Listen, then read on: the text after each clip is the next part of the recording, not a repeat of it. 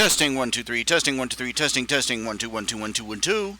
Hey there, hi there, ho there. This is RHJunior, RHJunior Reality Check Live, coming to you live over the internet through a system of tubes known as the YouTube, the boob tube of the internet. We're bringing you another broadcast day and another episode. More like another seizure, another grand mal episode of Spleen Squeezins.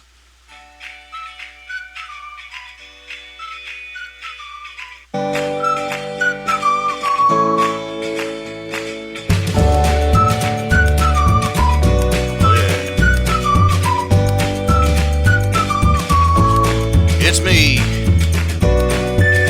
Yes, it's me. Yes. I was sitting here all day. I sat down here early in the morning. I thought, I'm going to do all sorts of things. The next thing I know, nothing done, and it is now 7 p.m. Well, 6:53, but still disappointing, tragic mistake on my part. I'm just eating some potato chips and my gut is rumbling. I may be running away from the microphone in a little bit. Seriously.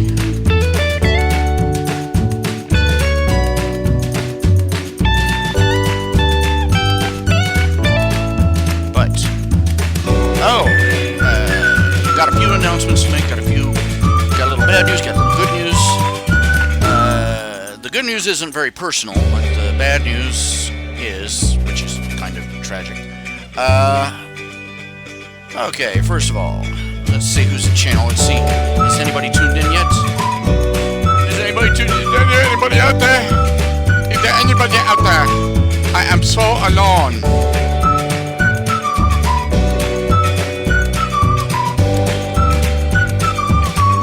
I don't want to listen to rainstorms all day, but the stupid playlists on YouTube are not working. They're not working.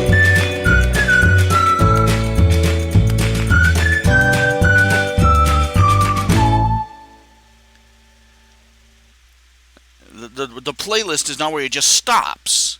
Yes, I want to play this playlist. Click, and it just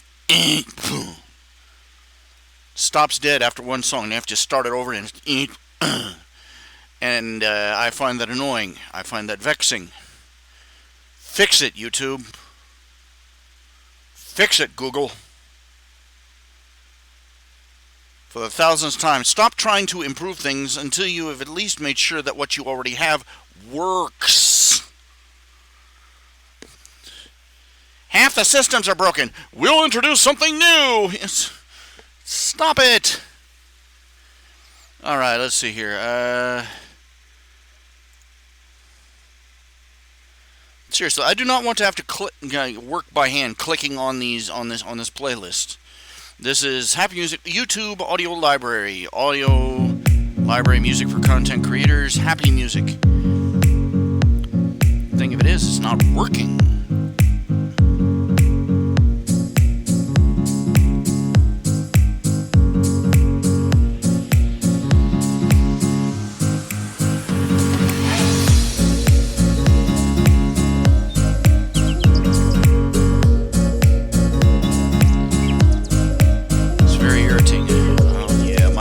Seriously rumbling. It figures. I sit down to start a show and immediately my gut informs me, you're going to be busy for the next 15, 20 minutes. Oh, dear.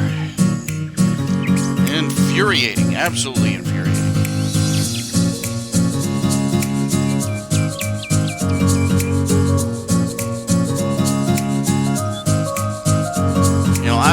I've clicked, whenever I see click the autoplay button, I click the autoplay button, but the autoplay does not work. Isn't that fun?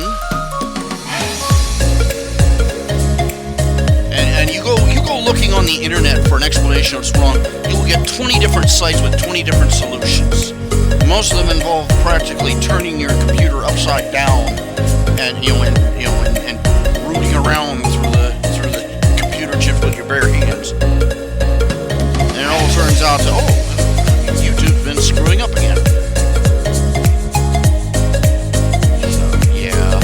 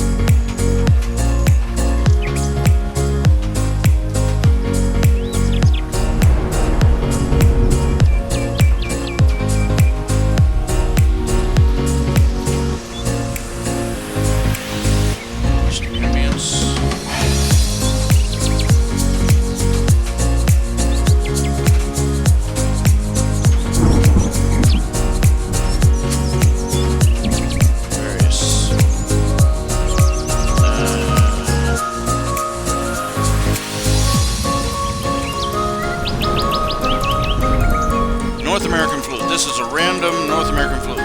For anybody who's listening, this is a randomizer called Nature Sounds for Me. Stop trying to sue me. No, you did not write this. No, you did not perform it. Stop it. Okay, I'm going to have to run to the restroom. I'll be right back. That's killing me. I'll be back as soon as I can. Enjoy the music. Enjoy the goofy animated features. Be right back.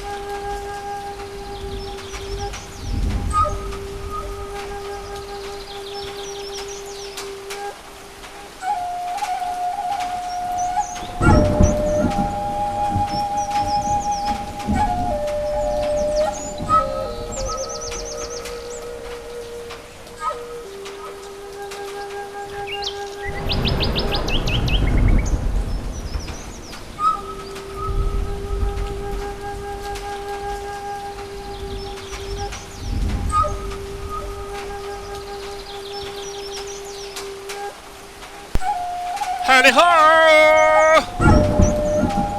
It's me. Okay, sorry. I need a had to go to the bathroom sign to put up on that screen. Should have said that. Whew, you'll have to excuse me. I just did an epic... You know, I just did my exercise for the day. I trotted from here to the bathroom and back. Sorry about that. Alright. Let's see. Okay, some sad news. Some sad news first. I'd like to get this out of the way. I'd like to encourage y'all to go to the front page, go to the first page of my website. It spells out what's happened. There's a friend of mine. She's a friend, an online friend. She's the author and artist of How to Be Homeless, a autobiographical webcomic. You know, it's rough sketch, but she basically has a laptop and a cell phone, and she basically cobbled together a system to get online. She lives in a trailer right now, but she's gotten shafted. Because she let somebody into her trailer to go to the bathroom, she got evicted from the lot her trailer is sitting on. She's been having trouble with this landowner. Apparently the woman's a real piece of work, and she's gotten evicted. To top it all off, she got a 3-day eviction notice. She went to her bosses at work and informed them, I've got to take 3 days.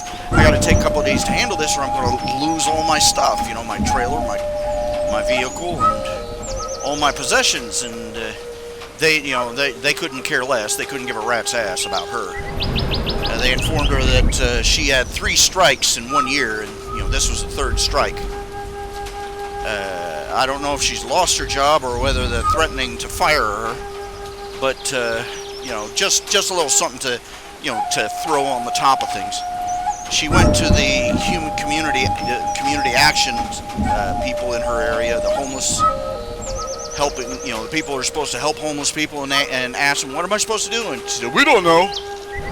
And so they're basically a bunch of useless poster children.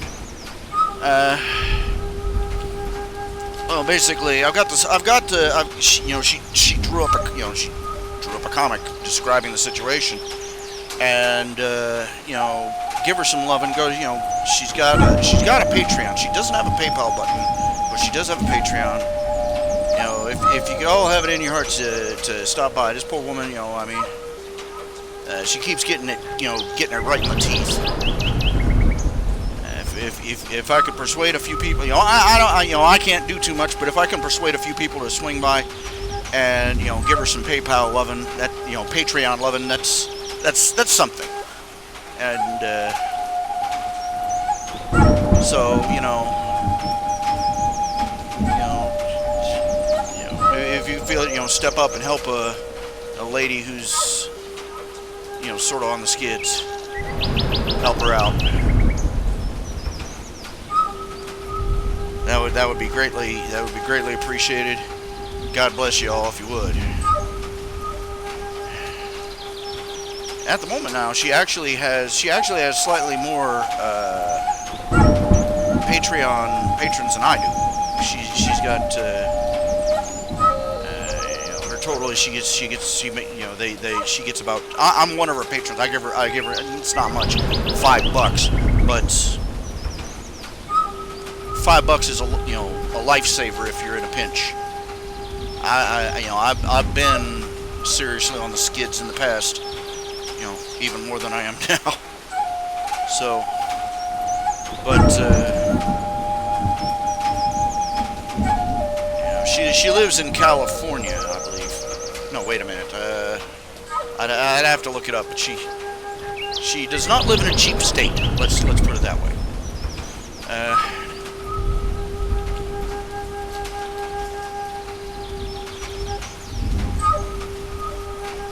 Anyway, that's the sad news.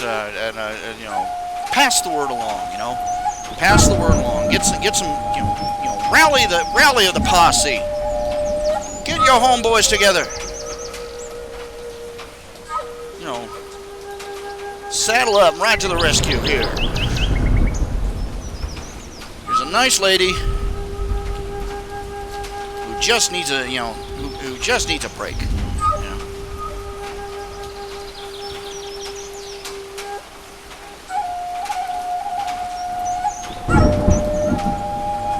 And even if she's a rotten person, she still needs a break. She's a human being, for crying out loud. And the good news, it appears that Ohio has passed a law, it's called the heartbeat bill.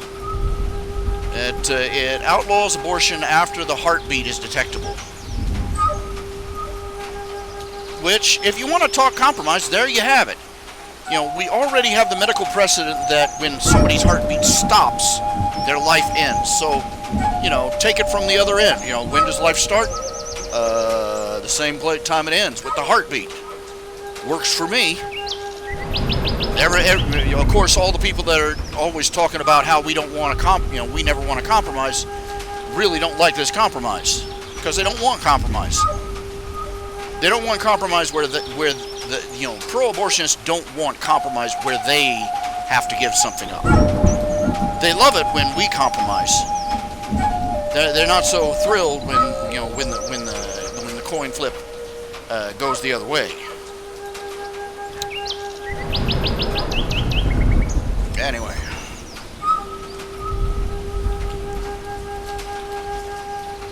Okay, I give it about 5 minutes before the SJW starts screaming about how all the people in Ohio hate children and unwed mothers.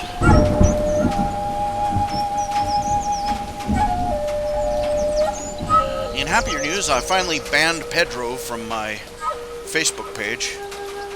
The nozzle. I mean, he's a socialist, he's a leftist, he's pro-abortion, and nothing you tell him, I'm sorry. I'm a socialist. Venezuela. Argument over.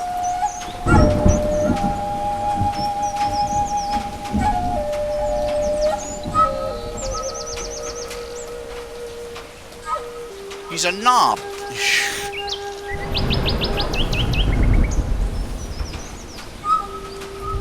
I can almost hear people, oh, you shouldn't say that, you don't know all that much about him. I know that the man is a socialist.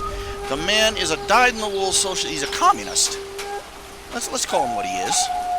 He's a communist, he's a Marxist.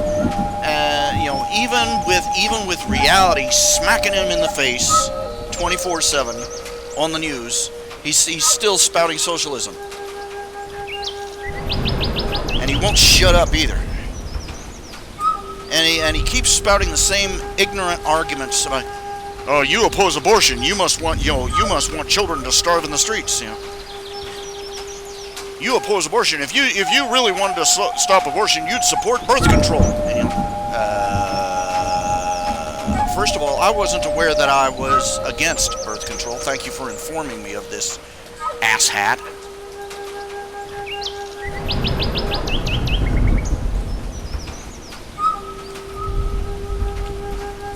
Second of all, I was unaware that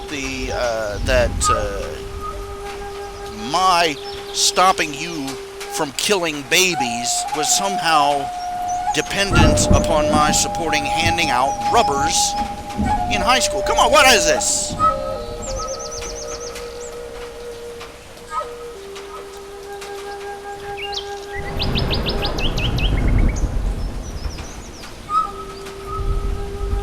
I'm sorry, yeah. If you wanted to stop abortion, you promote birth control pills and condoms and sex ed and look, we had sex ed, we had the condoms, we had the pills, we handed them out like frickin' candy on Halloween, okay? They're practically throws on New Orleans Mardi Gras. And it's not slowing down the problem. More kids than ever are, from the time they started to the now, it's dropped and gone. It's gone up, it's gone down, but it is vastly worse than what it was before. Than what we had before sex ed and condoms and the pill were all made, status quo. It's a very simple principle. Is when people believe that they are safe, they will take disproportionately higher risks. They found this out, with automobiles. They found that the fewer laws there are governing things like driving, the Autobahn. People drive, insane speeds on that scene by American standards, but accidents, very few. Why? Because you get on that road, you are expected to know what the hell you're doing.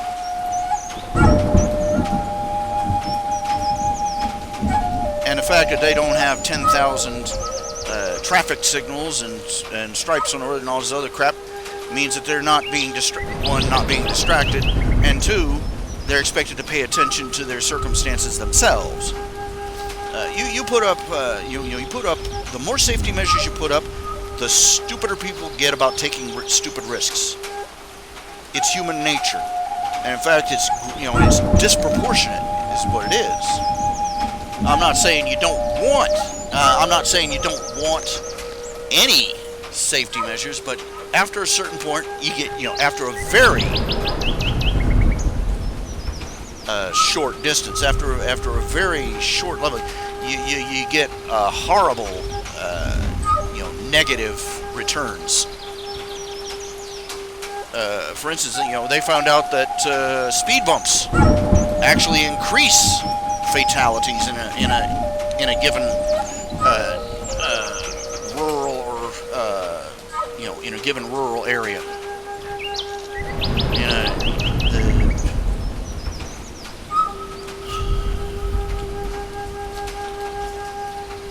You send in, they don't, I couldn't begin to tell you why. It's just it's a statistical fact.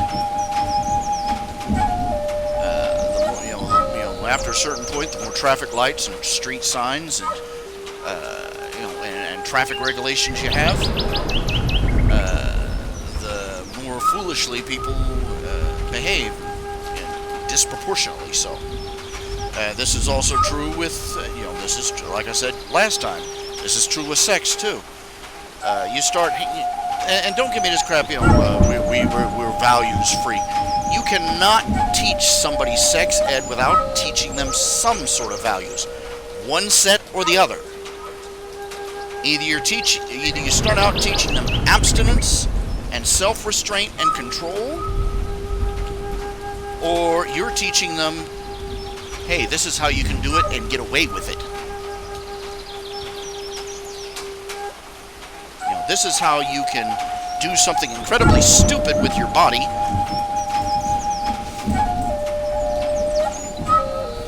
and not pay the consequences. And we all know how that story goes.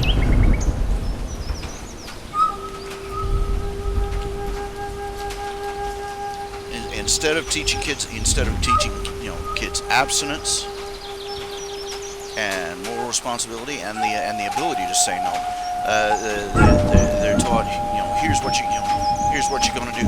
We know we can't trust you to keep it in your pants. Here's some condoms. Here's some pills. Here's an IUD. Here's some spermicide. Party on.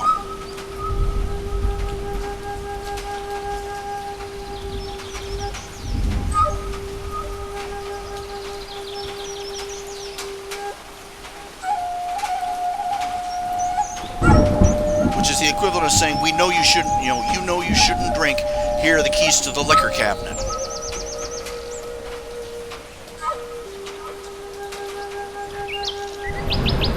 And the fact that the teen pregnancy rate, the venereal disease rate, and all this has just gone through the roof ever since the 1960s. It's somehow the fault of us for not handing out enough rubbers. I love that part.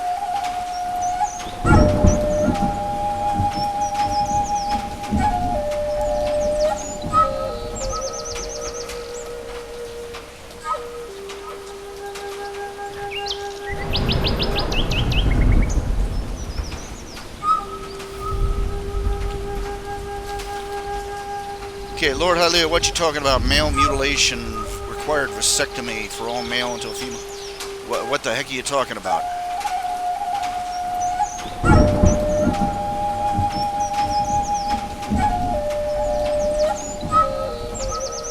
Look, up until the 1960s, when the whole sex ed push got started, which interestingly enough was pushed to the educational community by some people with some very interesting political ties.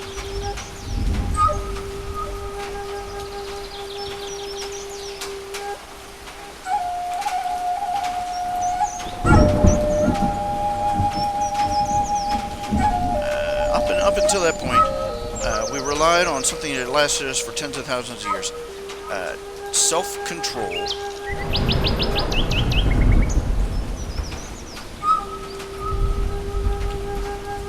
And while it did happen, while we did have kids who were getting pregnant, getting venereal diseases and things like that, it was fairly scarce. It was nothing like what it is today, where society has basically given them a blank check.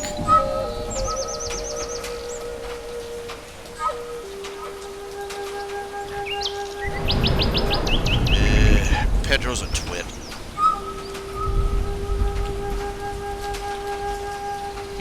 He's a spoiled child of Western civilization. He lives 1,000 miles away from anywhere where his ridiculous philosophies and morals are being practiced. It's not affecting him personally, so he keeps believing the fairy tale. It's not going to be until it blows up in his own face that he's going to go, well, gee, maybe I screwed up.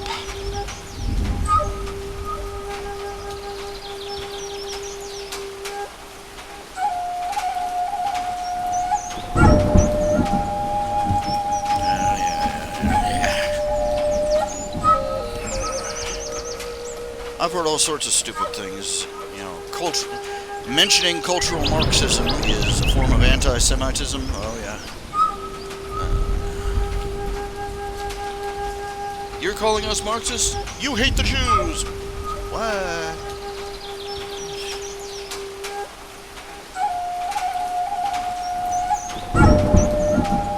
The point is not a logical debate. The point is to throw accusations like a like a schoolyard child. Timmy eats boogers!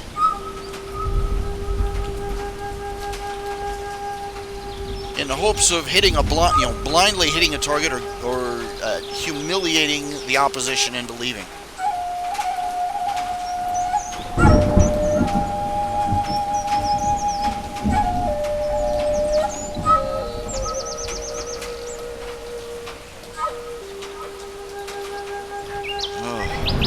I said we got a little summer weather going on, which means I'm sitting right in front of my air conditioner. I'm cool on one side and sweating to death on the other. I'm gonna have to start. I need to hang out. I'd love to be able to hang up some drapes or something. Divide this room up in little sections.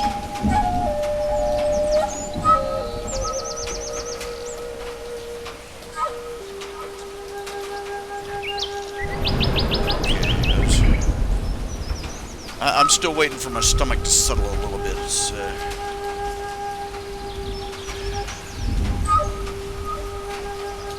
I think I got surprised by me actually eating something healthy. It ate a banana! He ate a banana and an orange! Oh, Lord!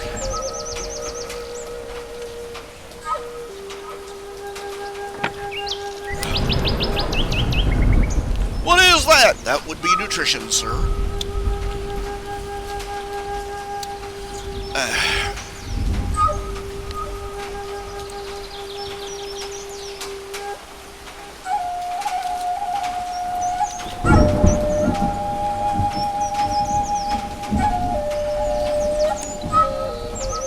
I'm not even going to try and keep up a scorecard on who's supposed to believe what anymore. The world's full of booger-eating morons.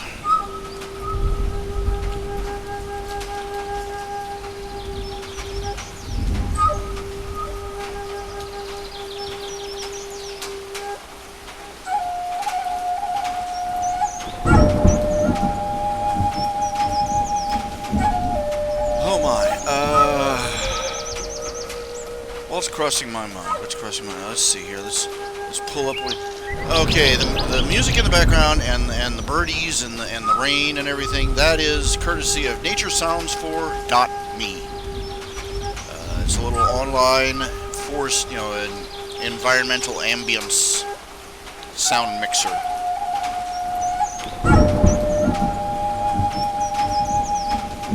Place your bets on how soon somebody tries to hit me for a copyright for the wood flute music, even though it's completely randomized.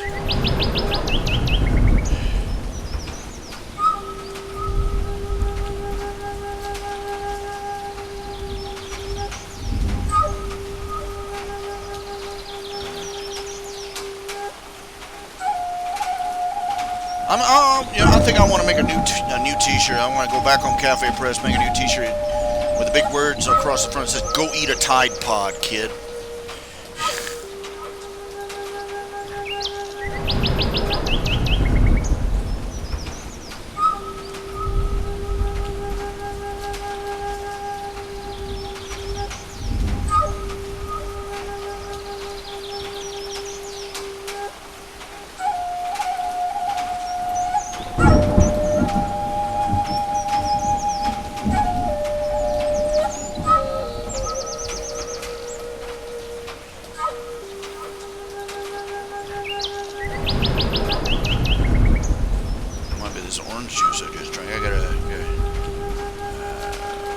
Haven't got anything. Got a jug of orange juice here. Drinking it. That's right. I'm drinking orange juice. Evil, the orange of evil. Okay, let's see here.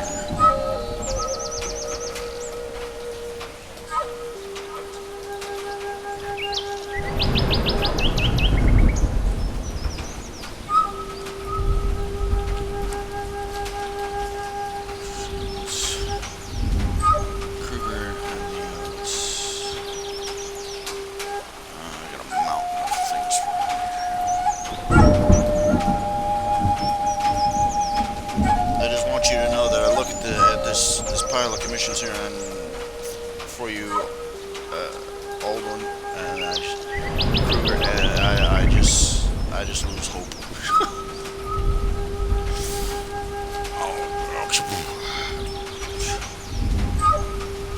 Man, I hate how this chair is.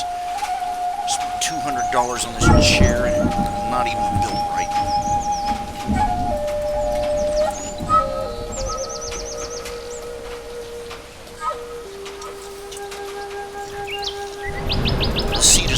So you slide forward. And that's just one of the problems with it. I figure they decided to shuck off a factory reject on me. Jackasses.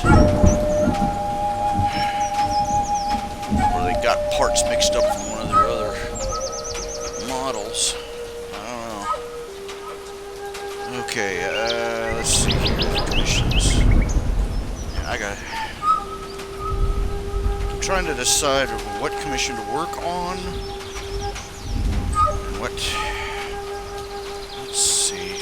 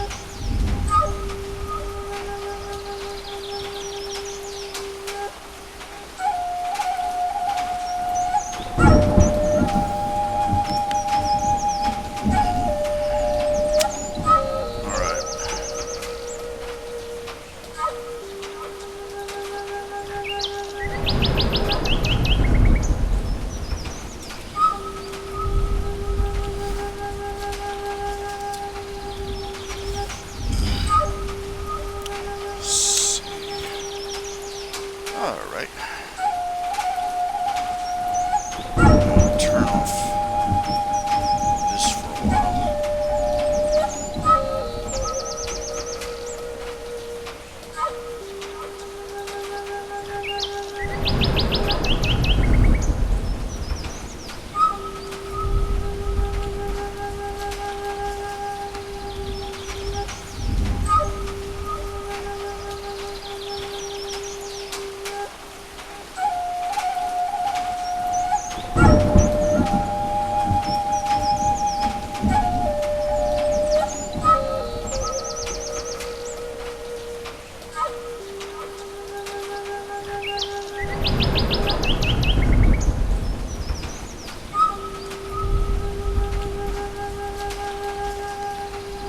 In fact,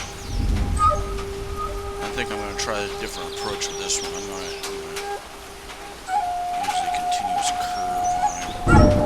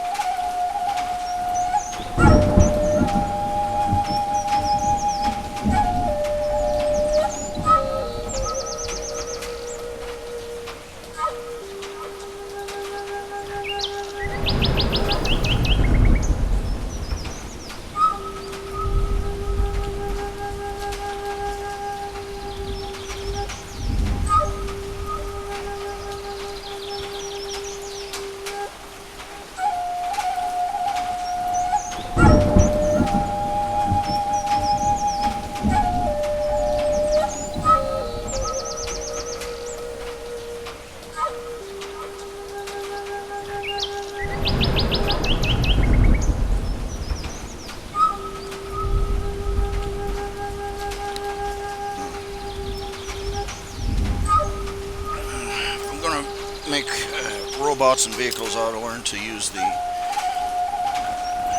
mechanical tools of the trade.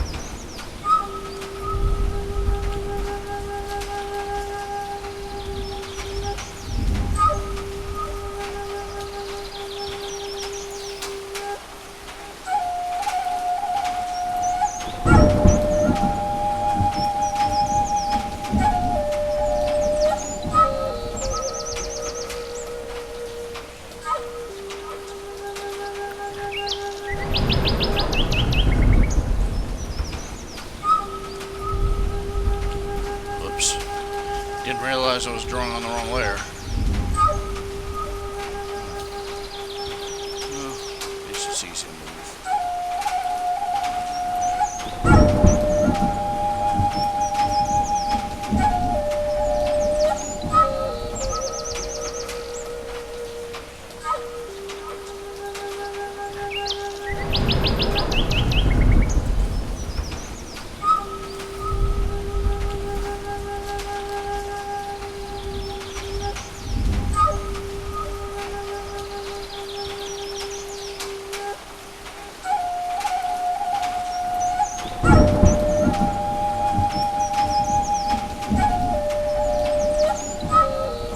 Let's see, if I got it on the right, yeah, I got it on the right page here. All right.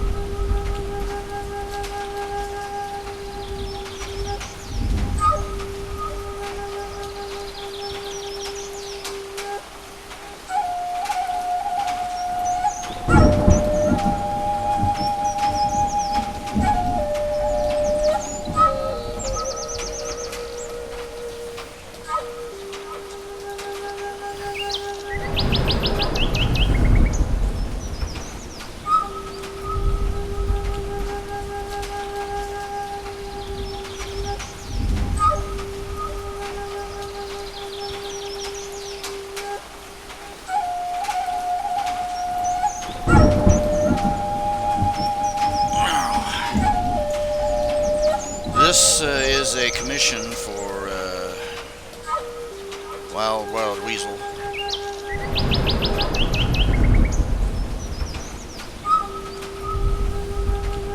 He's still.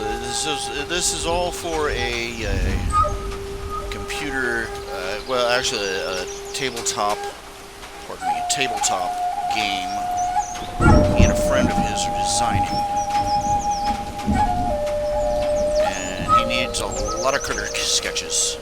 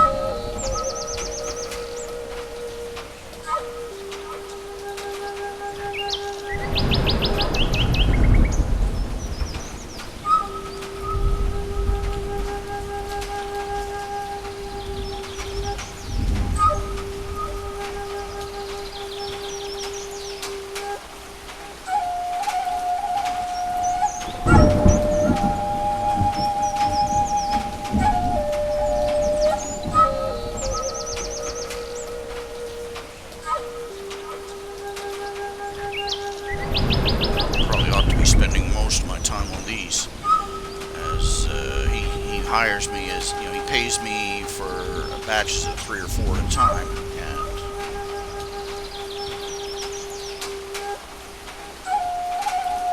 he's been waiting for this third batch, for this particular batch, for quite some time now.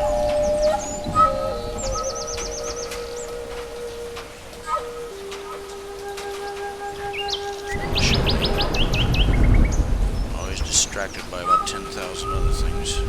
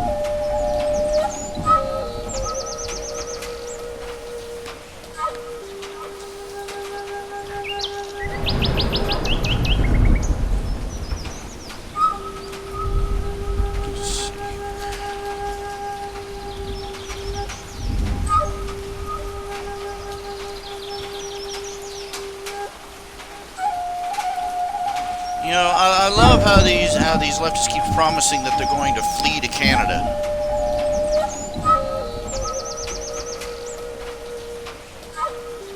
Canada's sitting over there. Would you leave this out of us, eh? Would you leave us out of this, eh?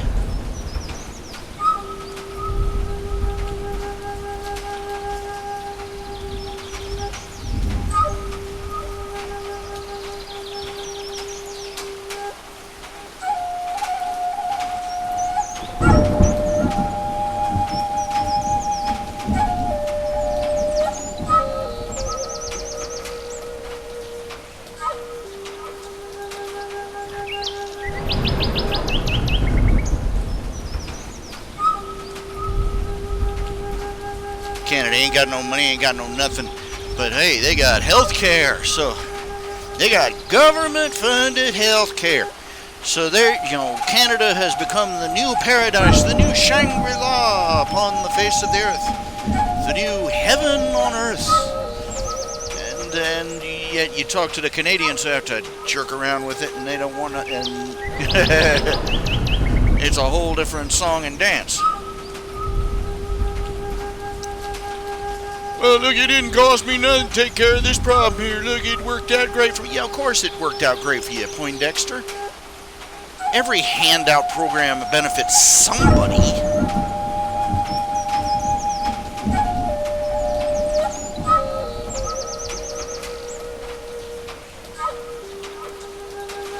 That's why all these horrible government programs and these ongoing failures still persist.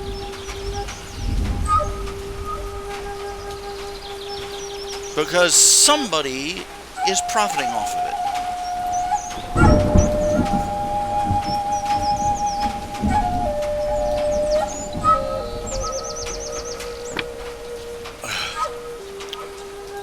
Excuse me. Last little drink of OJ. A little RHJ drinky.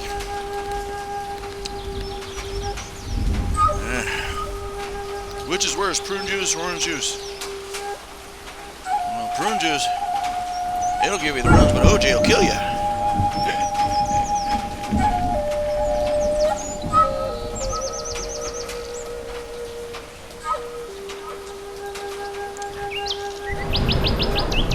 don't know how many people get that joke.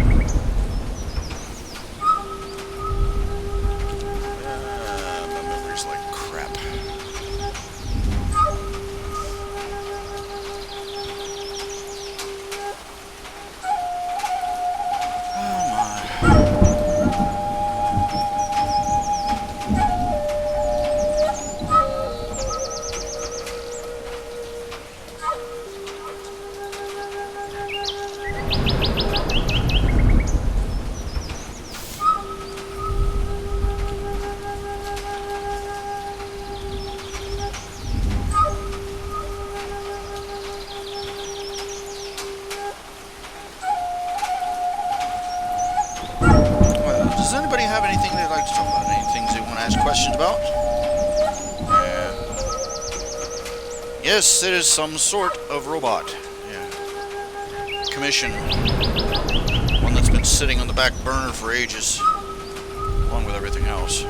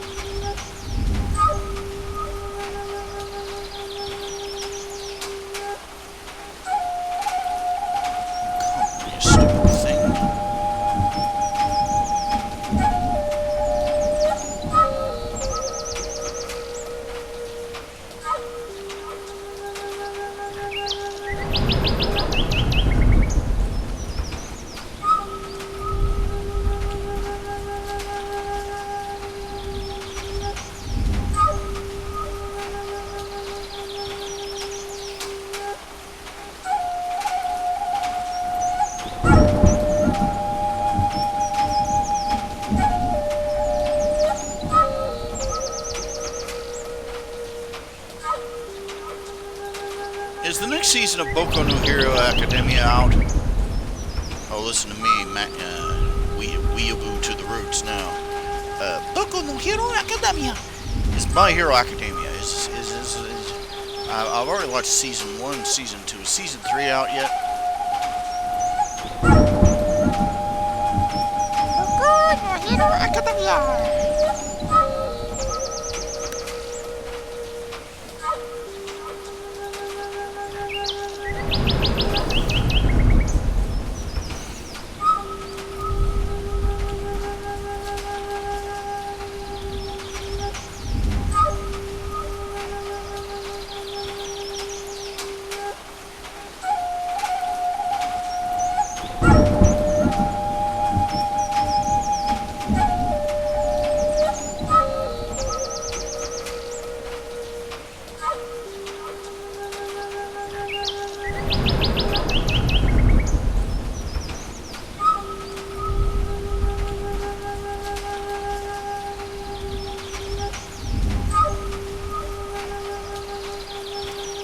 have you seen that new horror movie just coming out, Brightburn? It's basically the Superman origin story as a horror movie.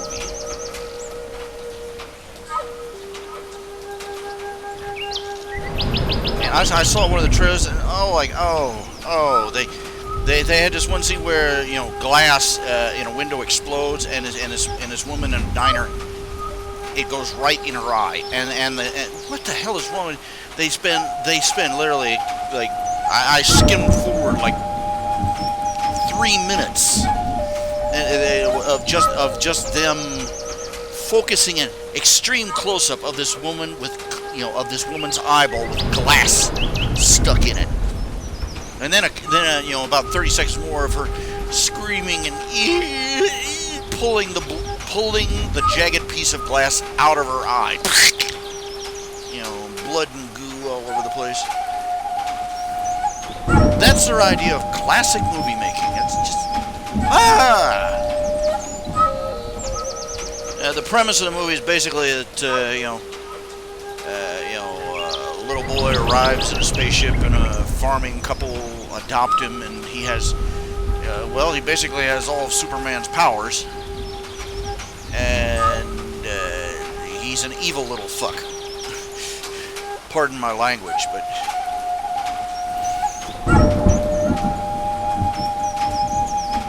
you know, he basically just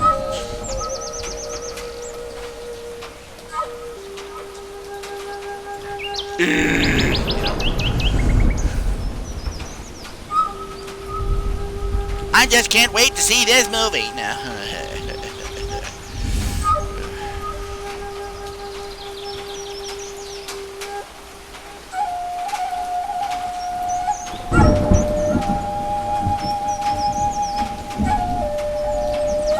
I do apologize for my language just a second ago. I don't know where that came from. Too much time on the internet.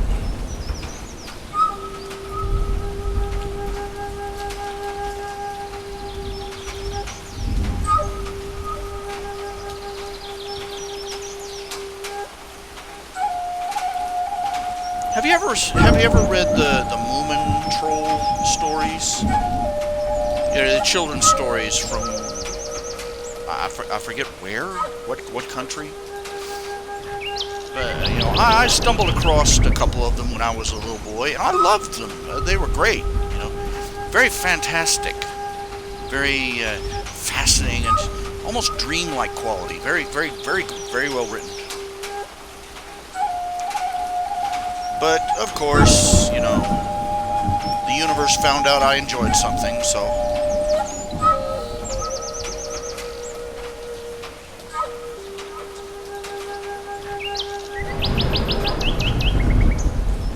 Turns out that the author was a lesbian.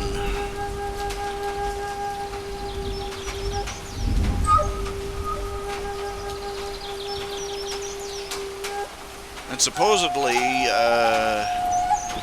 some of the stories were, you know, a tribute to her lover kind of things.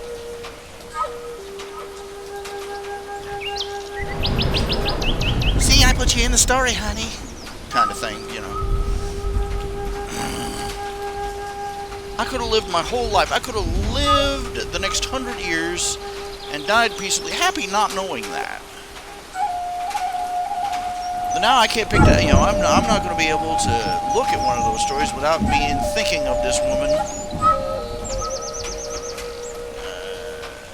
And her lesbian lover and their nasty shenanigans, you know. It's just, no. It's like when, you remember the Dixie Chicks? I liked the Dixie Chicks. I loved their first album. I thought it was great. And the music still, you know, it's still great music. You know, very fun, light country music, you know, their first album, Fly.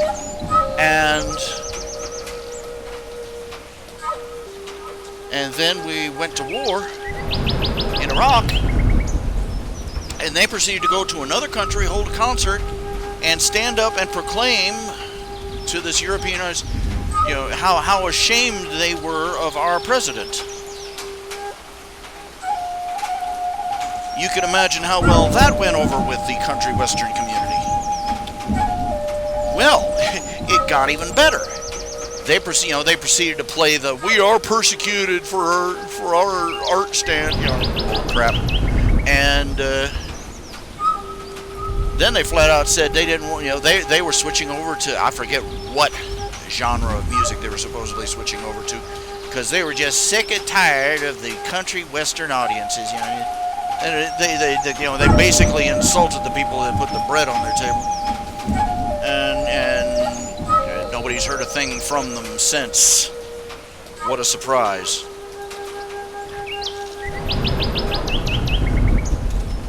Never saw that one coming.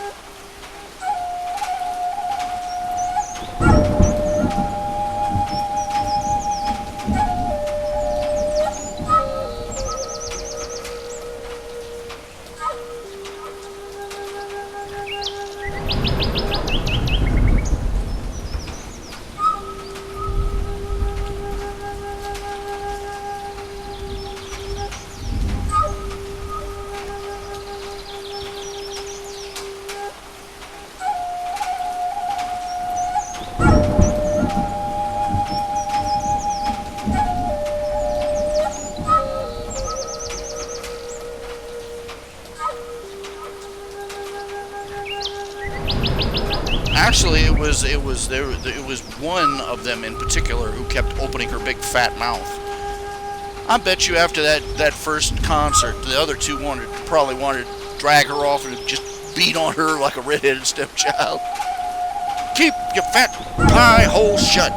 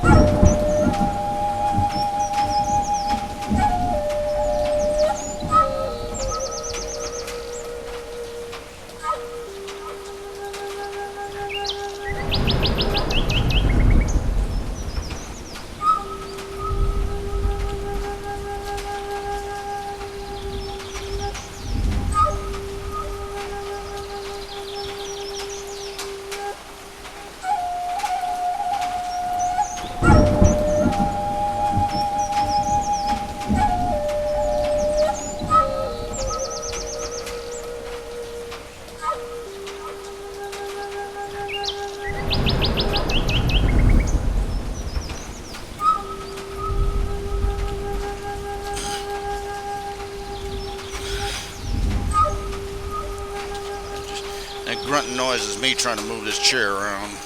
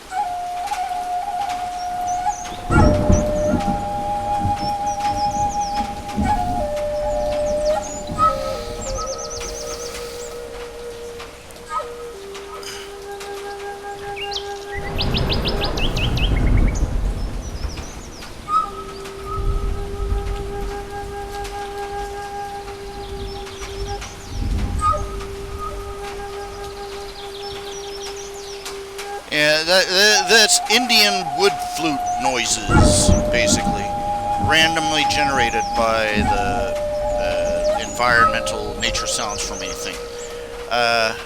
Yeah. Okay. Well, I can't disagree with you, Ben Shigar. Look, we've done rebuilding before. That's what we did with Germany. It's what we did with Japan. We stayed there and we finished the job. But you know, the so-called loyal opposition in the White House, you know, in the government, wanted this to fail. They wanted us to lose the Gulf War. And the moment they had power, they went in and you know, they had us bail out.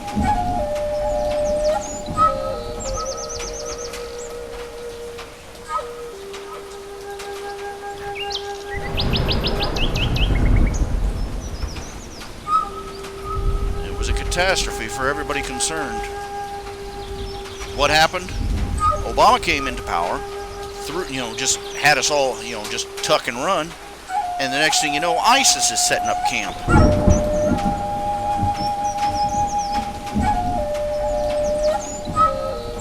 My God, what a nightmare that was.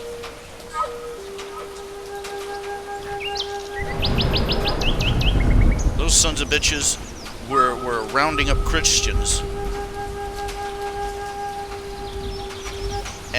and burning them alive, drowning them, stoning them. They had footage. They recorded it, where they stuffed a bunch of Christians, infidels, into a cage and then dropped it into a swimming pool.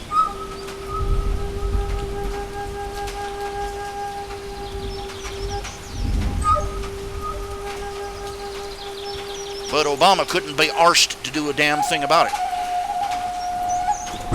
There's a roasting spit warming up for him in hell. I swear there is.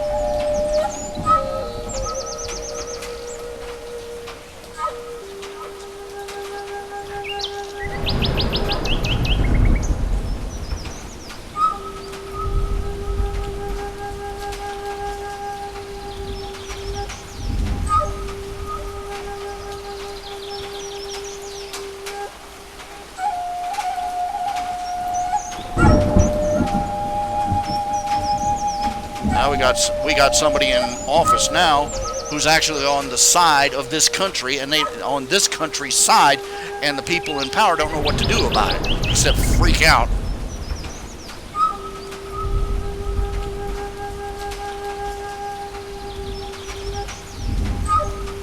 You seen that picture of that woman who started screaming no when Trump got elected?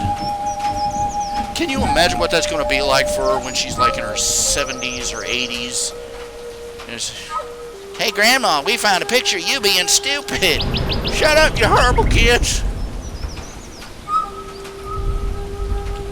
I remember you paddled me for throwing a tantrum, and now you... Shut up!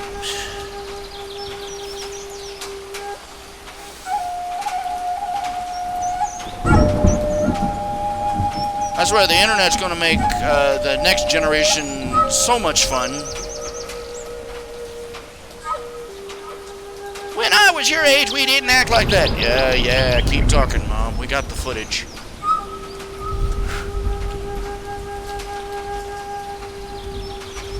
Did you forget that YouTube existed?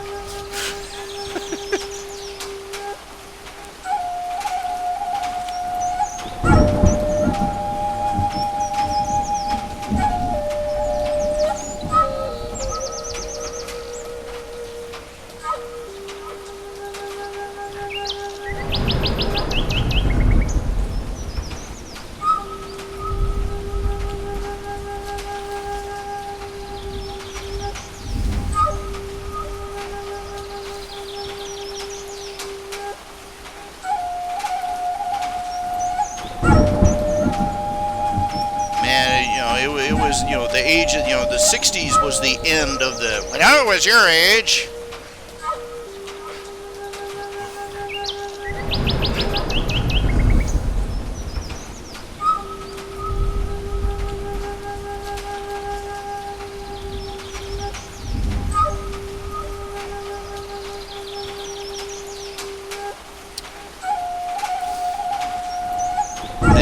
The kids just go digging back through the Polaroids. We were saying, man, I remember reading a history book, flipping through it, and it was talking about the hippies in the 60s. They had a full color photo. Two young hippies, a guy and a girl. She was a good looking girl, I'll say this much.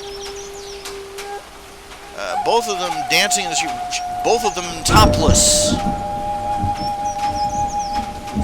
Just boogieing down to the rock and roll music, And I sat there and I realized that girl is a grandmother now.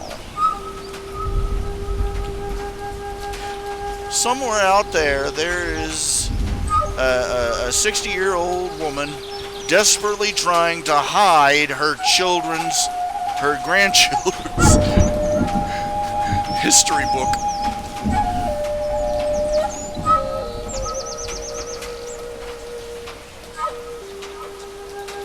Oh, that was a bum trip.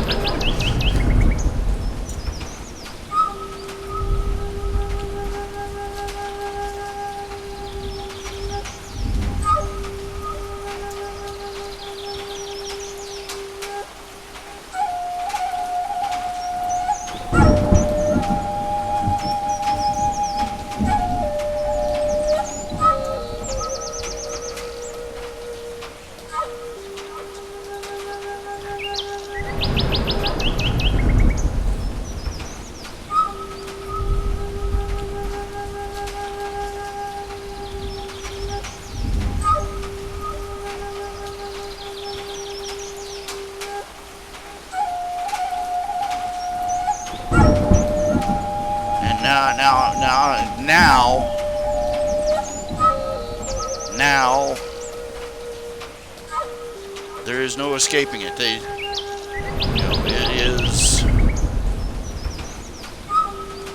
It's all over. You do something stupid, it will be on the internet until the end of days.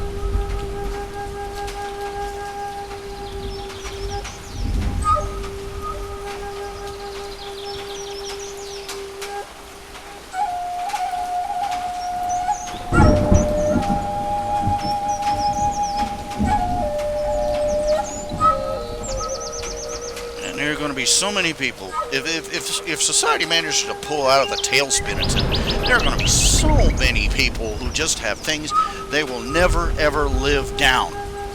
They had a thing where a bunch of women got together. Okay, look, feminists, it was bad enough when they came out with this slogan, "My vagina has a voice." You remember how much fun I had with that in Nip and Tuck.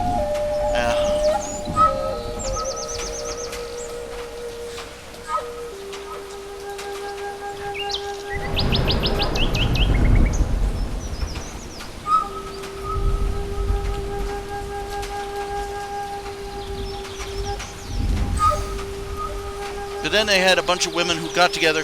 They protested the Trump election by, this was a quote, letting their vaginas scream.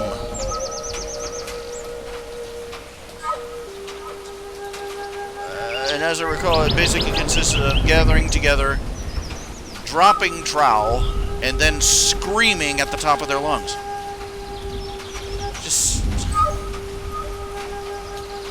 The drugs were really good at the beginning of the 21st century, weren't they, Ma?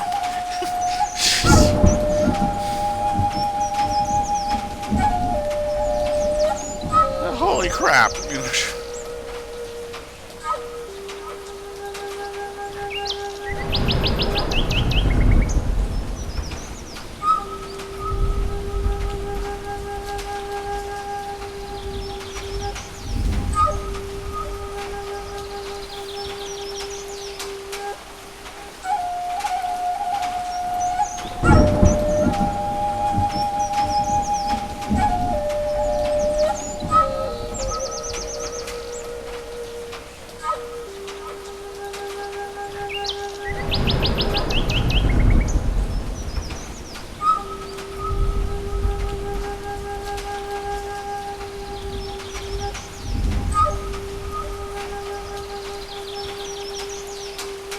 This was about the time they legalized marijuana, wasn't it, Mom?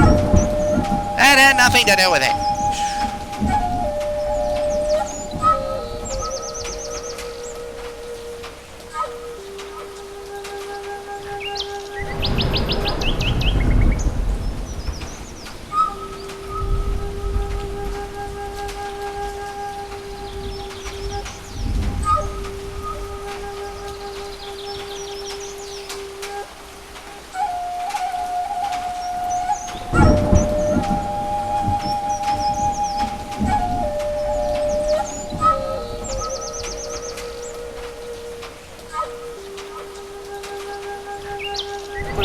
What is it with women using the vagina monologues, pussy hats, women running around dressed in giant vagina costumes? I had never imagined a generation of women so obsessed with gazing into their own crotch.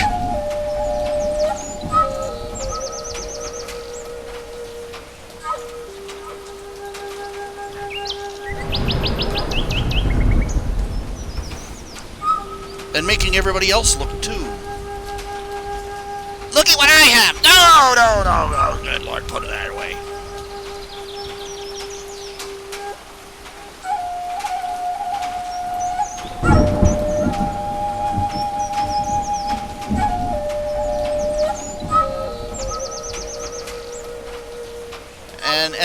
And yet they're always talking about how men are obsessed with their genitalia.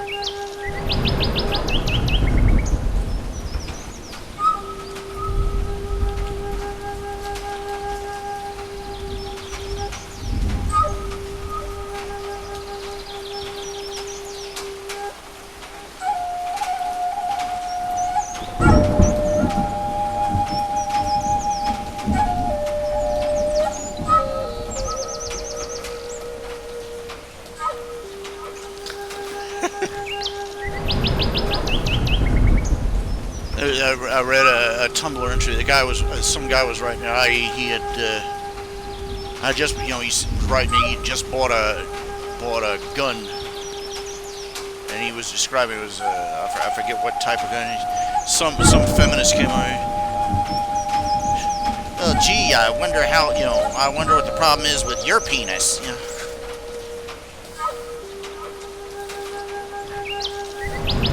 Another guy chipped in and he says, well, it's much better to use the gun to deal with it. I tried to fight off. They're much better for fighting off, vandals and home invaders. I tried to fight off a burglar once with just my penis. He was upset. I was upset. The police looked at me weird. It's just better off with a gun.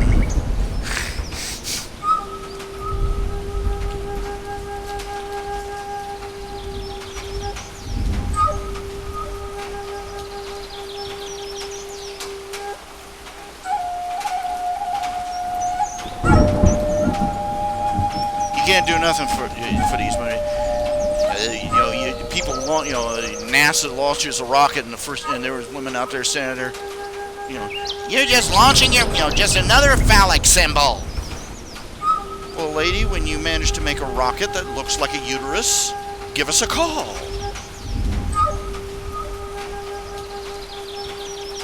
That's not an invitation, by the way. You know the instant that I said that, there's some feminist dingleberry who's going to try and write a science fiction story with a ship that's basically a giant flying uterus.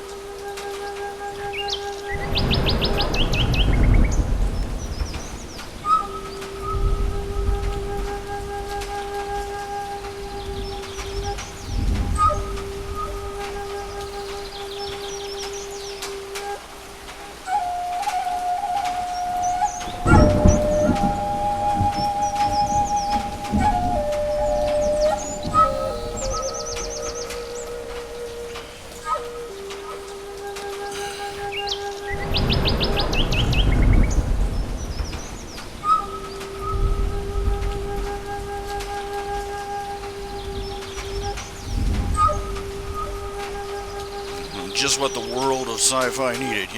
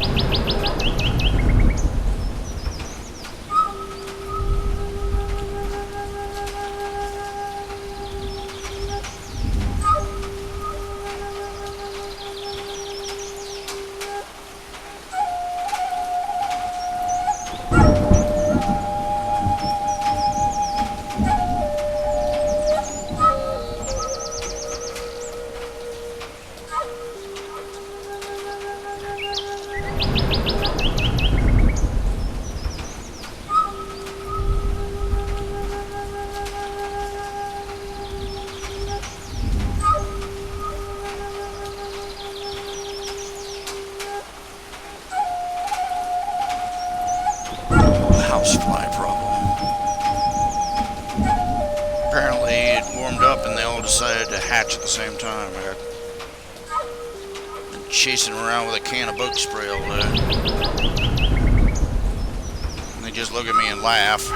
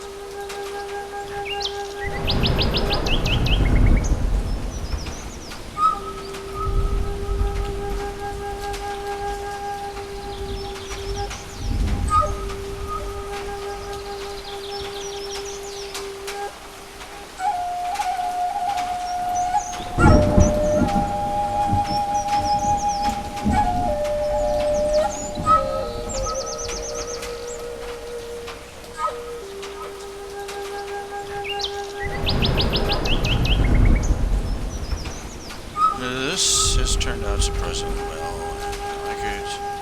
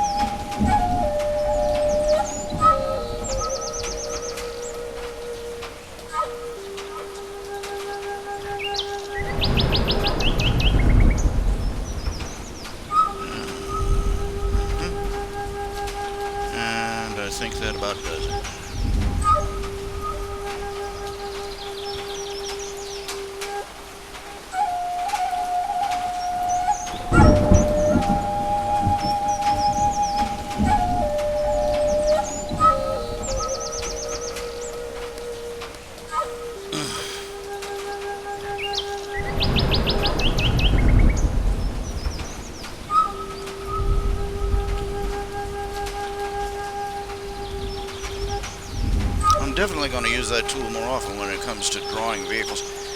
I can draw living things, no problem, But drawing a car or something like that, or a robot, or I have to keep going back and scratching at it, and scratching at it, and picking at it, and picking at it, and picking at it, and picking at it.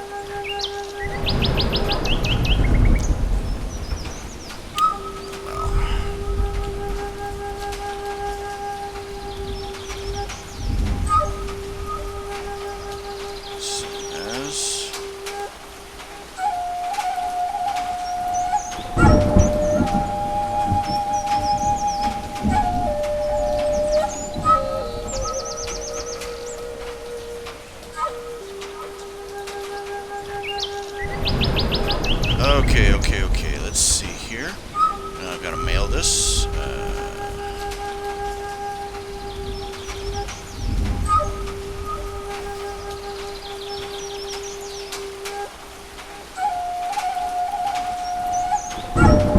Got another call. It seems that the trash company has taken to hiring a collection agency to harass me for the $50 that I owe them. It's more than $50. $50 is what they billed me for the last month.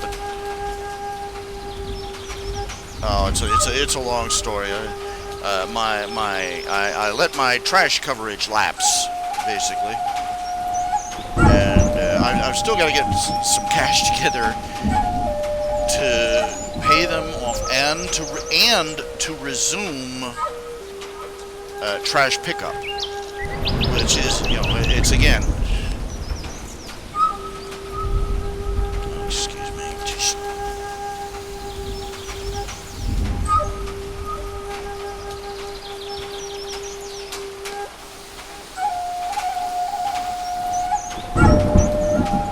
Typical. Get the house cleaned out, then the flies show up. I used to have spiders up there that took care of that crap. Don't know what happened.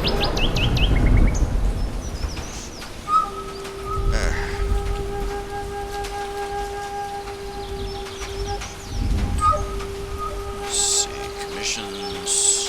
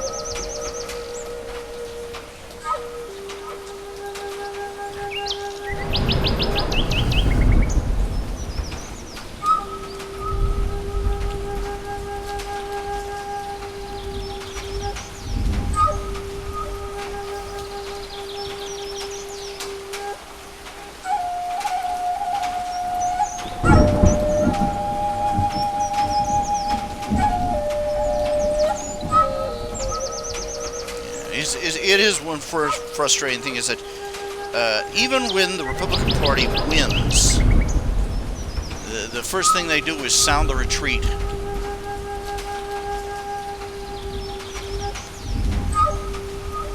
First thing they start talking about is how do we reach across the aisle to our...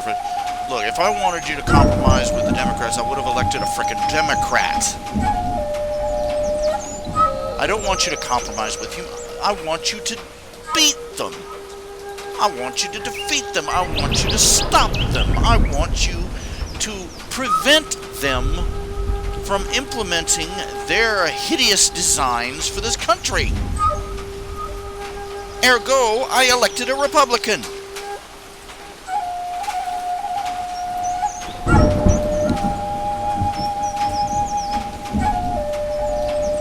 Now, I remember we had Bush in the White House.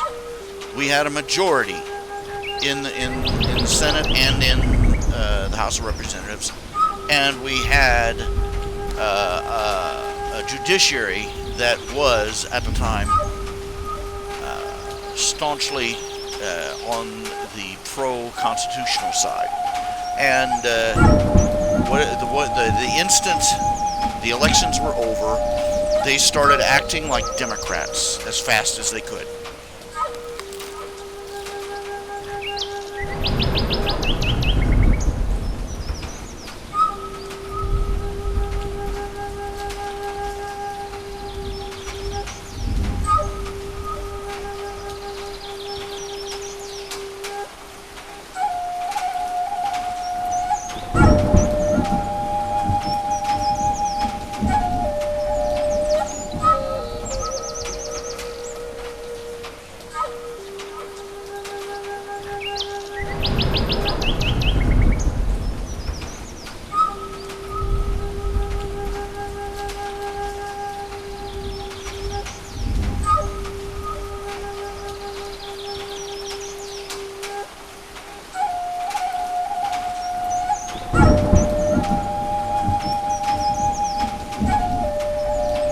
Saying One Punch Man Season 2 is out. I really don't know where they're going to go with One Punch Man after this. I mean, I think they pretty much said everything that could be said with that character in one season.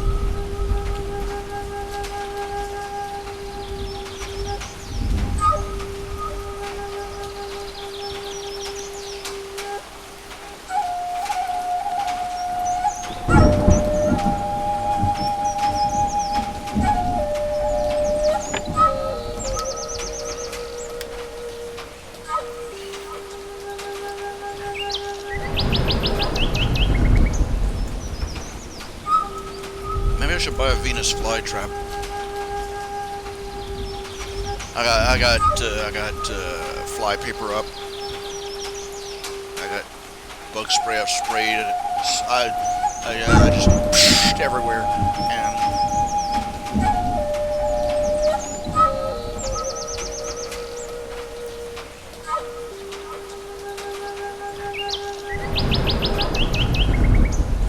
not a happy camper about that. At least it's not wasps or anything like that. It could be a lot worse. Definitely. Still, it's aggravating. I got a light on my desk and I got houseflies swarming around the light.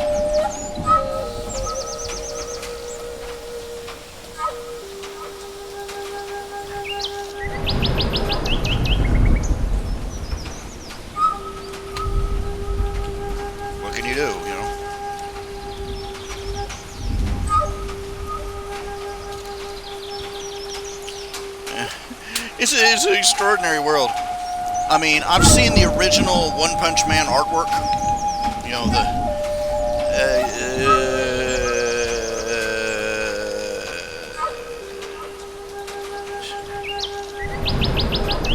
kudos to the guy who gave him the contract for spotting a nugget, a gold nugget and all that. But man, the artwork, just grade school level.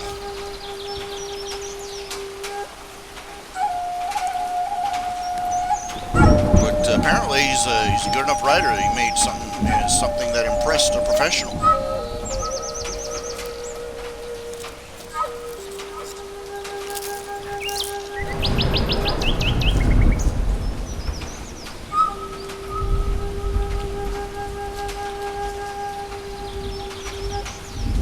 Oh yeah, the webcomic that One Punch Man was based off of. That's what I'm talking about.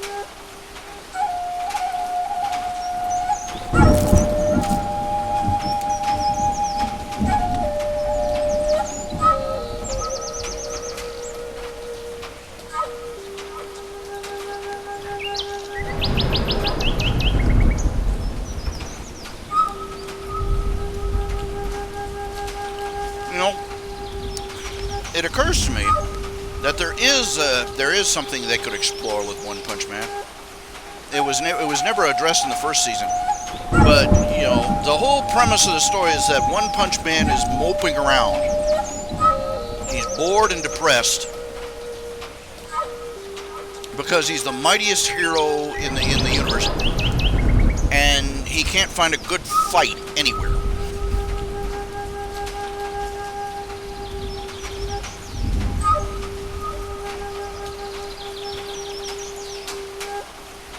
that's an oversimplification, yeah. But he still goes out and does the hero thing. Even though it bores him. Even though he's depressed about, he just can't, it's so easy that everything is, it's so easy that it's almost pointless for him. He's reached the top and he's got to stop. But I think it would be just about ripe. The time is just about ripe to have somebody come up to him and say, you've reached the top. Maybe you should excel in something else. There's more to being a hero. There's more to being a superhero than just punching out the next monster.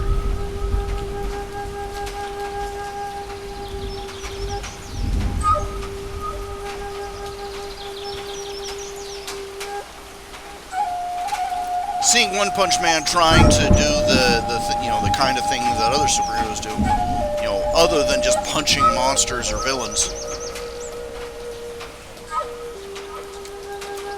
be an interesting arc. I mean, the most interesting stories, the most moving, some of the best Superman stories are the ones where he's, helping somebody out, where he's trying, the one in particular, a couple in particular, where he's, one where he was talking a woman down who was trying to jump, trying to commit suicide, and another where the ongoing story was that he had been poisoned with some sort of kryptonite, Kryptonian poison, and he was dying, and so he was racing around the world trying to do,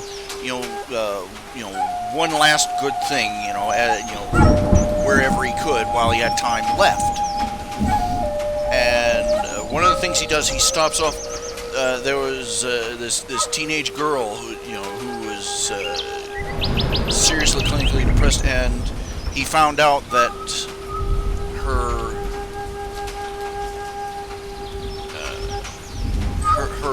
her counselor had been held up. The girl thought that the counselor had abandoned her, just given up on her. And so he finds her the girl up on the roof, looking over the side, trying to decide if she's going to jump. And he says, he's there. You can't give up yet. There is hope. And it was that story that yeah, that's the man. That's Superman.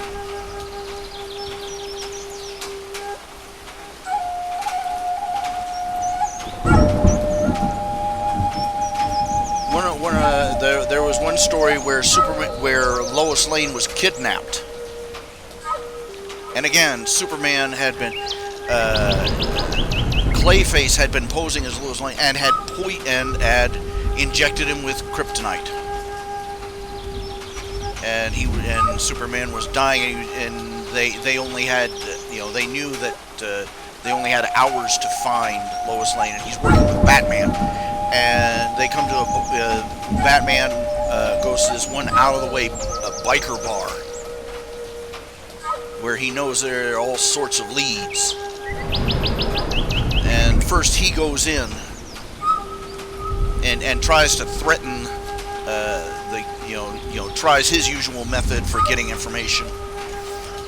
And all it does is a bar fight starts brewing up. Guys are pulling out chains and knives and busting beer bottles and getting ready to throw down with them. And Superman, at this point, he is so sick he can barely stand.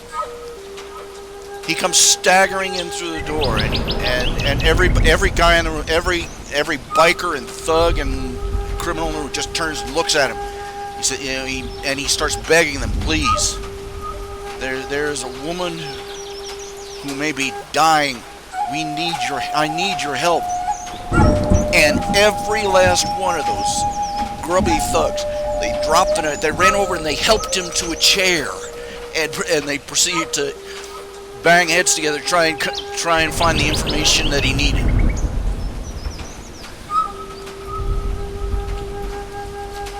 And they're in the Batmobile driving away, and Batman looks over at Superman and says, I couldn't have done that in a million years.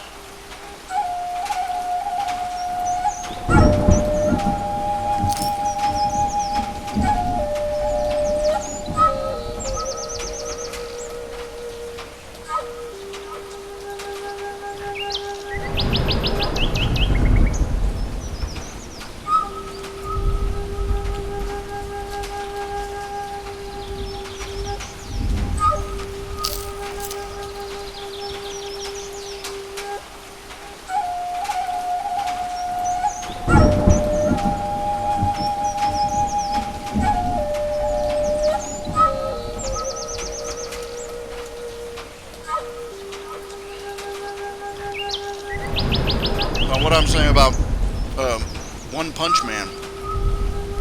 An interesting story arc would be for him to somebody finally point out to him that there's more to being a superhero than just fighting the bad guys. I mean, there's rescuing people, averting natural disasters. He did that once with a giant asteroid, but mixed results. But helping people in trouble, that kind of thing. And it'd be very interesting to see him try. All he basically has is all this. He has incredible strength. Confront him with some issues that you can't just punch.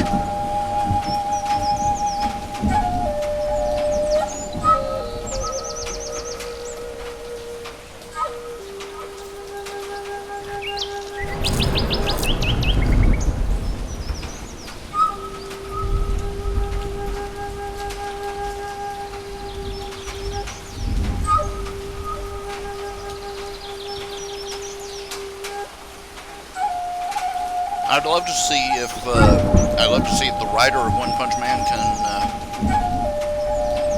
work with a premise like that.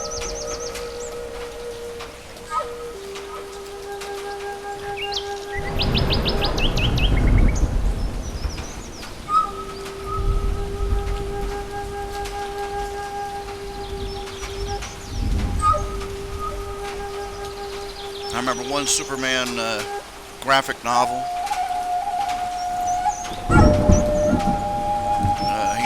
One day he decides, somebody asked him, why don't you do something about world hunger? And he finally decides, you know what, I'm going to give it my best shot.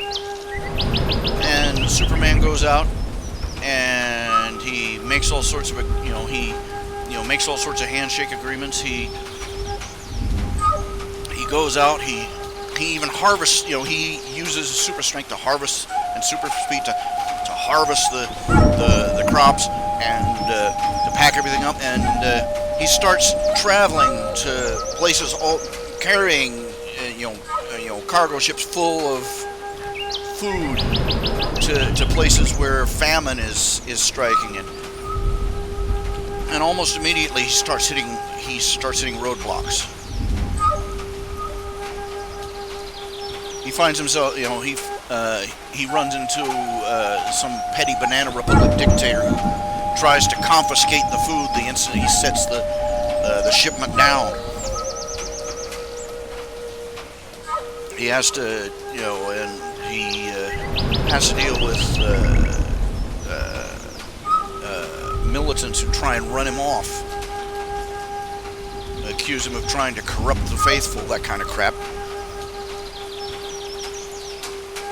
He meets, he manages to make one shipment to a small village, and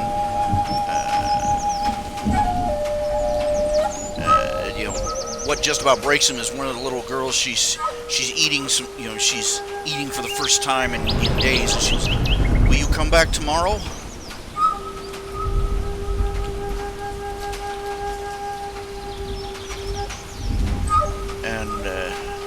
And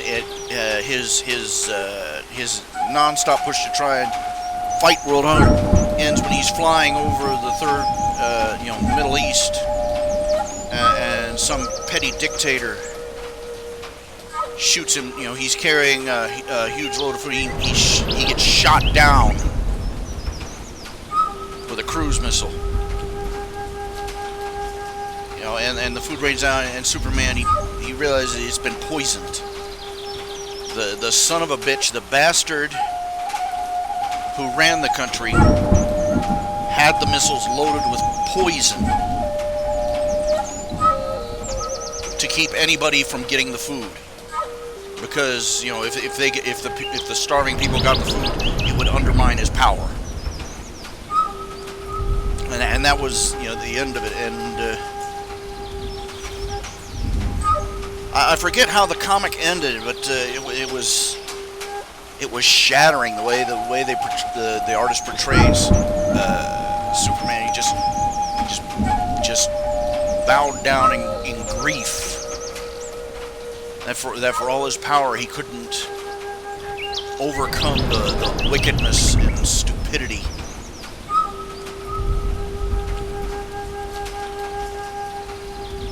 that stood in his way.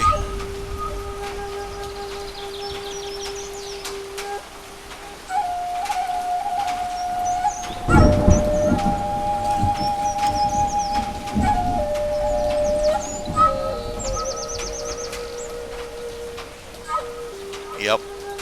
Peace on Earth by Alex Ross, yeah.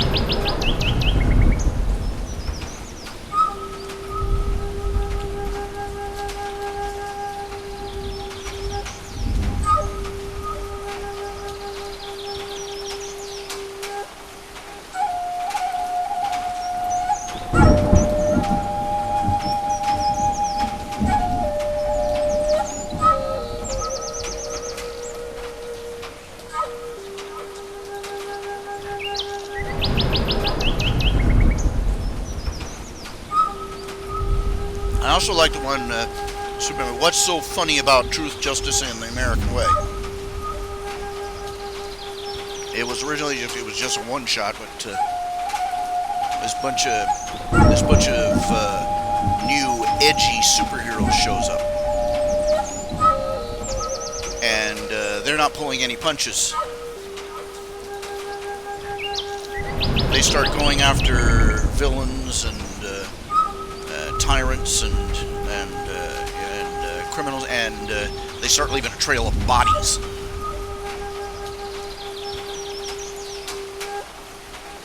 And and the people are lapping it up. They love them.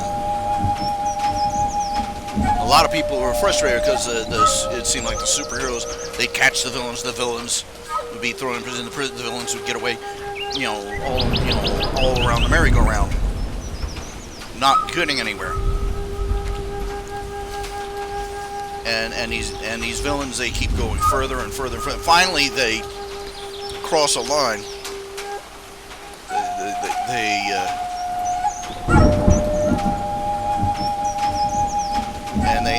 The leader challenges Superman, calls him out, and Superman does. And at first, these new edgelord superheroes just thrash Superman all up and down their chosen battlefield. But then Superman stops holding back, and one by one he starts picking them off, to the shock and horror of the leader of the team. And finally, it's only the leader is left. And Superman, he had apparently killed the rest of the team, and this guy saying, "You can't do that. You're Superman."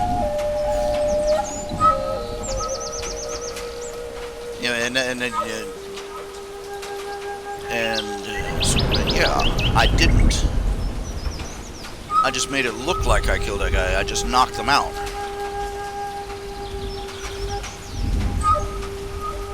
Oh, by the way, I managed, the leader had some sort of psychic powers. Superman had used his X-ray vision to spot the area of his brain that was giving him the power, and paralyzed it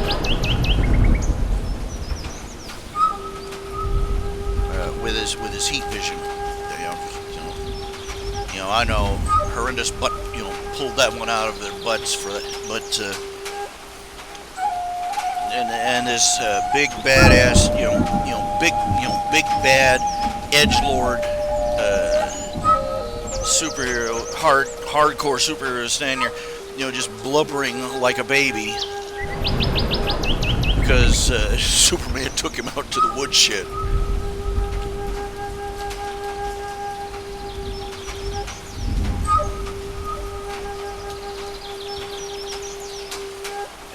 The villain said something like, what are you going to do when your fancy principles don't hold up anymore?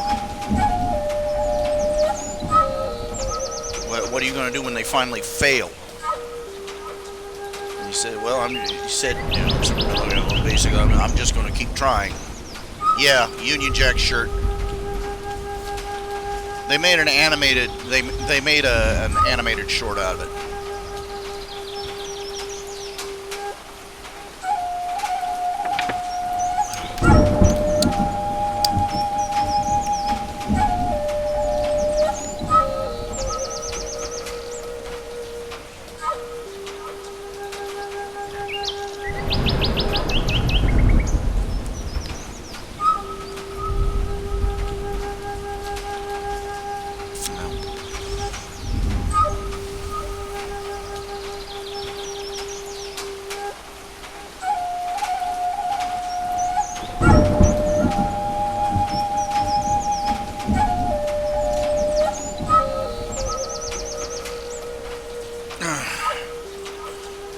Okay, it is 9:13. It's been 2.5 hours.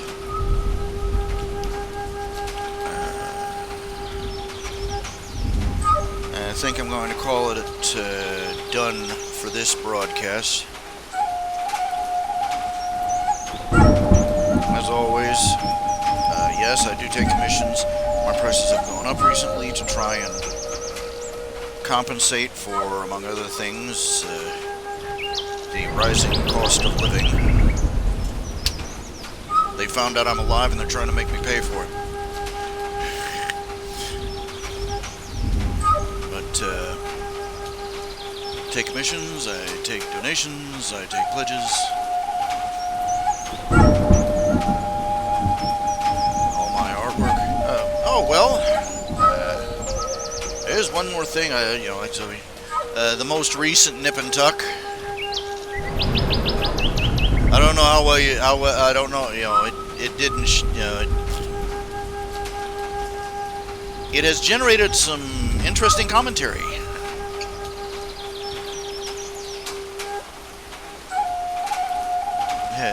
Have you all seen the latest nip and tuck, by the way?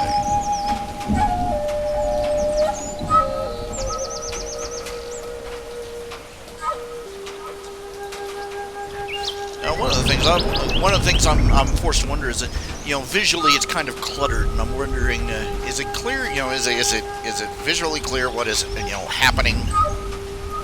Does it look like one thing, but it doesn't look like something else? I can't help wondering.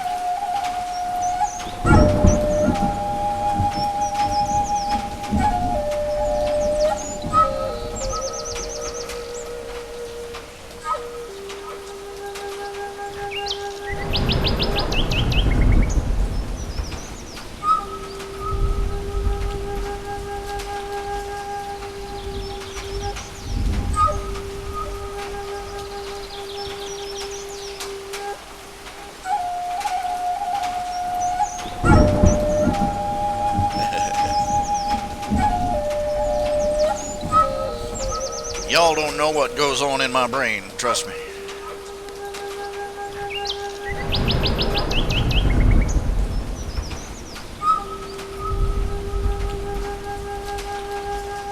I've done a few spicy things over the years in the comics and the artwork. I mean, Girls of Summer was all about girls in bikinis. Come on.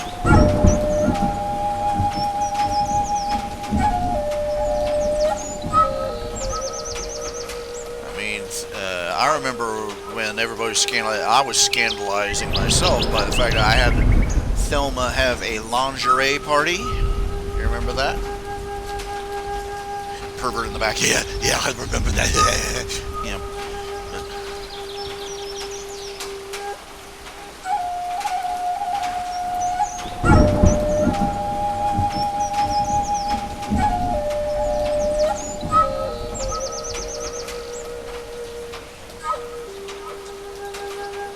Had Paul Todd chasing his wife around the jacuzzi on their Carnival cruise.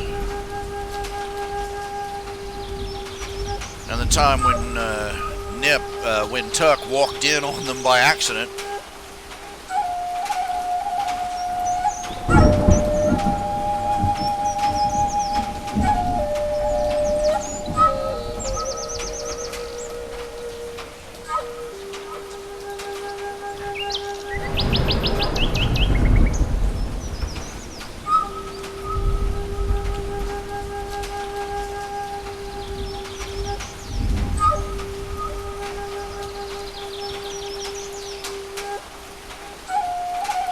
else fails, draw a pretty girl.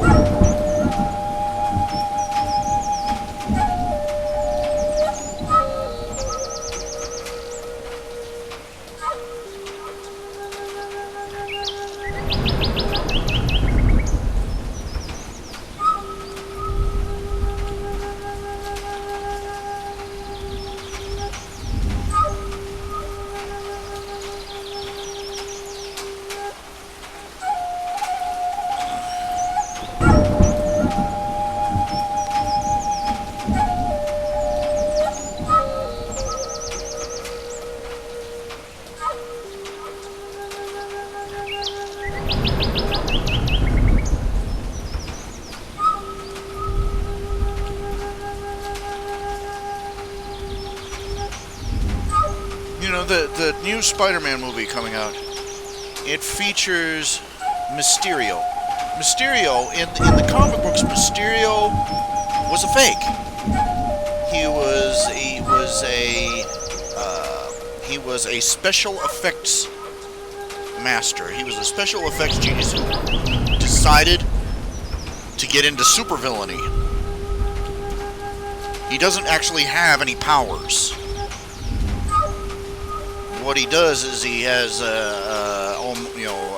preternatural skill for setting up illusions, special effects.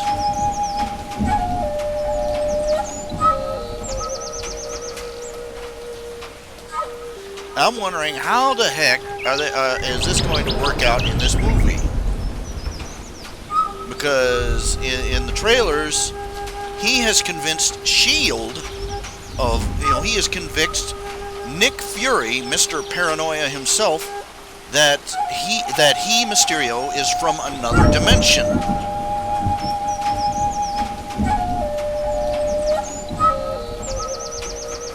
I'm like, how far the mighty have fallen? Really, Nick Fury?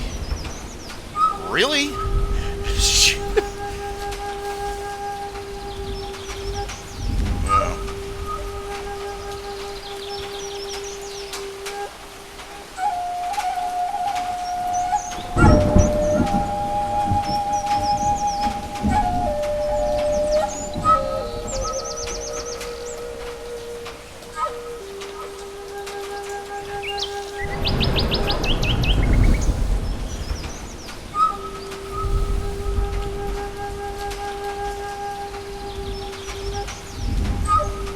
Okay, going back to the latest strip. I guess no news is good news because nobody's commented on the art. Oh, this looks crooked. This doesn't look right. The proportions are wrong. What is that weird expression on their face? What is, or anything like that? So, I can't tell what's going on. Well, most of us have figured it out.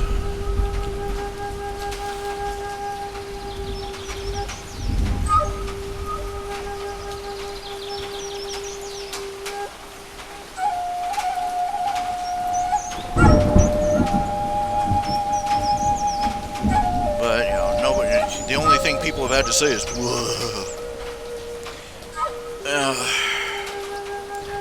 I don't know what to think about it. I don't know what to think. I don't know what to say about it.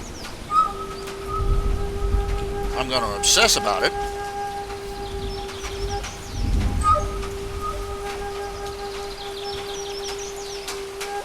Remember that commission arc not too long ago where it was just nothing but 4 or 5 different strips of cheesecake. Bunny girls in bikinis. It ended with that great big fat pig woman showing up in a string bikini. Bringing everything down to a thunderous crash.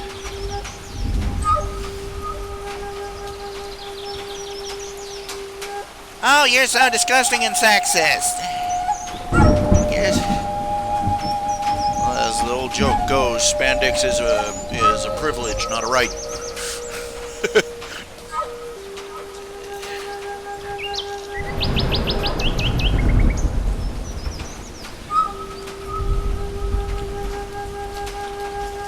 I wonder how many of y'all remember Triggerypuff? That big, great, big, huge, fat chick a tantrum at a conservative lecture. Take your hate speech off our campus. Take your hate speech. You know, big arm flaps flapping in the wind. A little bun on top of her head bouncing around in her, you know, just quivering in rage.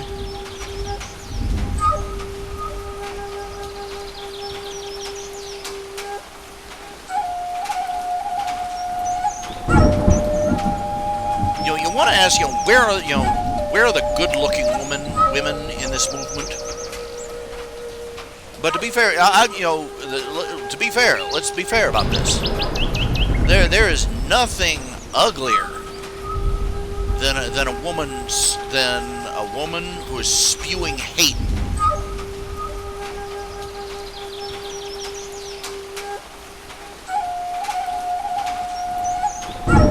You know, she can be normally the prettiest thing in the world, but you know, the instant it just, you know, something venomous comes out of there, you just ugly.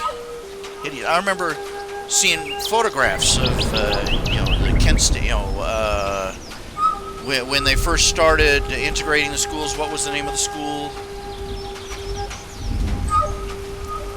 There were there was this crowd of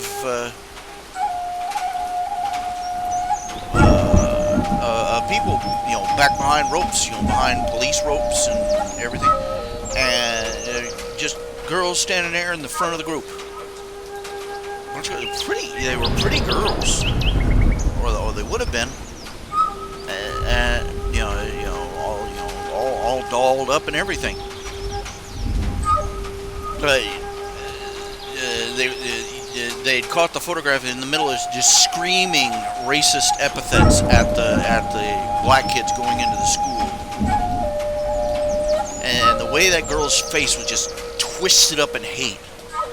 It made her just about the ugliest thing in the world I've ever seen.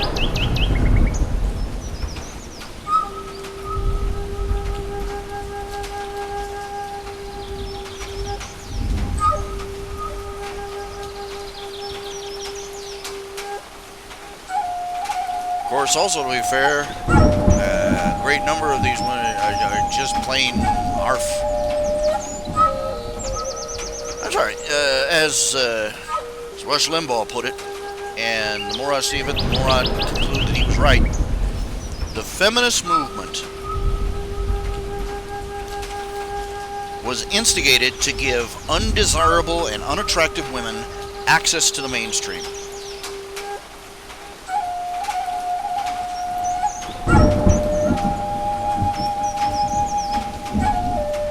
I'm talking, you know, undesirable and unattractive. That's more than just ugly, okay? There are women in Hollywood look like they've been hit in the face with a brick, but they can make a career. They are ugly people. They are ugly people up and down the political spectrum. But when we're talking unattractive and undesirable, we're talking people that you wouldn't want to come within arm's reach of. You wouldn't want to touch them with a 10-foot pole, because they are not only unattractive, they are determined. You know, they're not only physically unattractive, they are personally unattractive. Just unpleasant.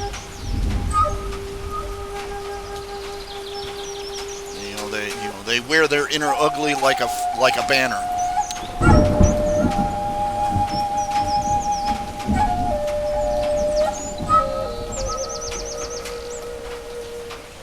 You can't tell me these women are out there putting rings through their nose, wearing these little square glasses, putting rings through their noses, and dyeing their hair with Kool-Aid because they think it looks attractive. They're going for shock value. And I'm sorry, after a certain point, you stop going from shock, you start going to ugh.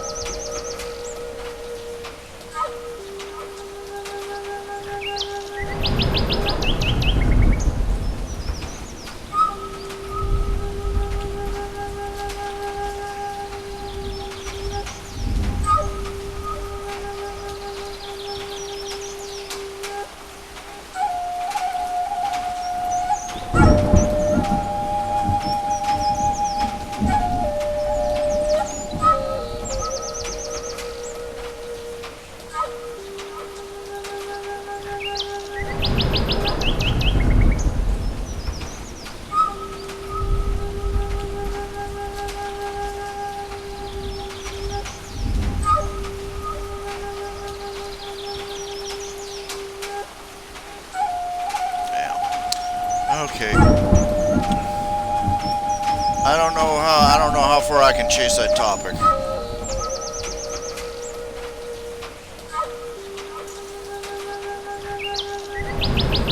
The news I'm tempted, to obsess on that last strip I did because, well, it represents a sort of a Rubicon for me. As time goes on, I'm going to start talking about things that, hitting on topics that,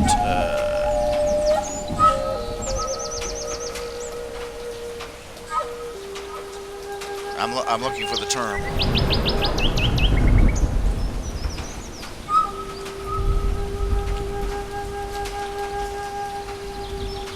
We're going to start talking about things in the strip that usually bring, shall we say, red to the face from time to time.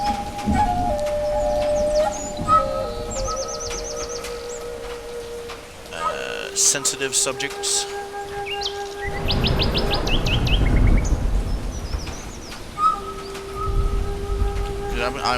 I need to break through to a new level in some way.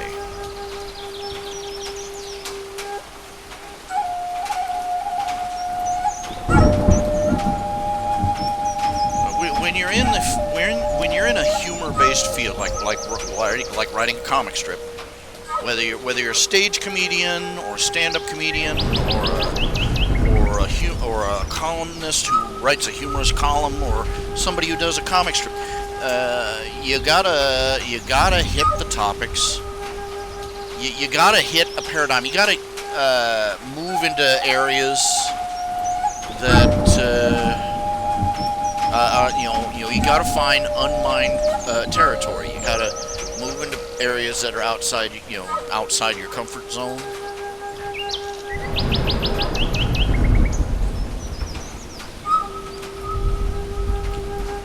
And especially outside your audience's comfort zone.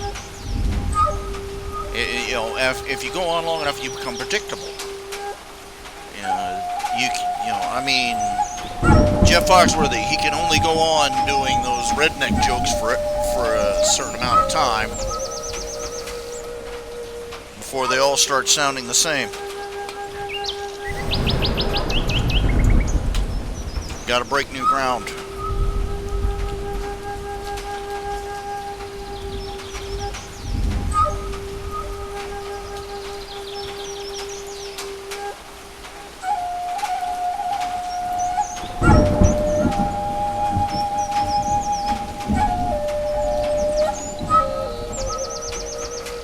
To hit topics that provoke conversation. If the stuff you're doing doesn't elicit a response from the audience, you've got nothing.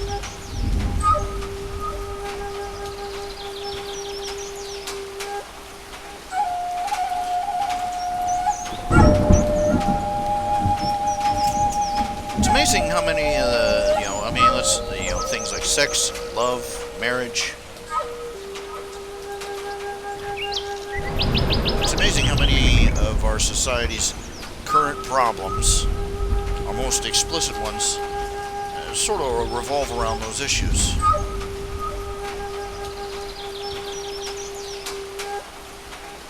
You got one side that's too ready to run rampant with the topics, and the ones that have the ones that we should be consulting for wisdom on the issues of love and marriage and sex and children and childhood and family, and for too long we've been too embarrassed to talk about certain things.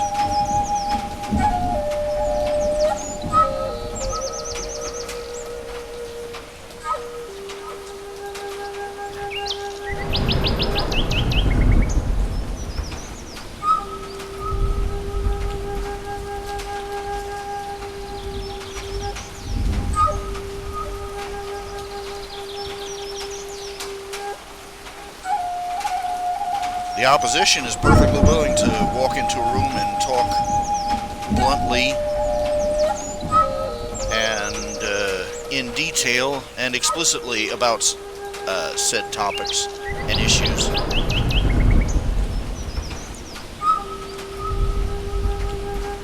So it's unsurprising that their philosophy is the one that's getting all the ground, that's taking all the territory.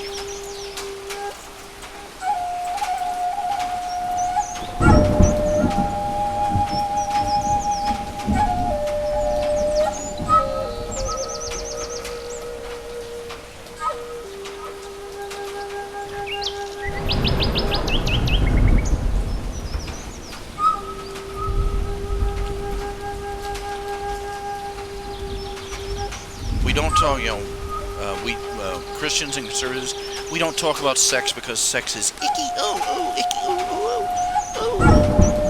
naughty, we mustn't. Meanwhile, the opposition is willing to shoot its mouth off all day long, and what a surprise. The next generation is more than willing to listen to the ones who are willing to do all the talking.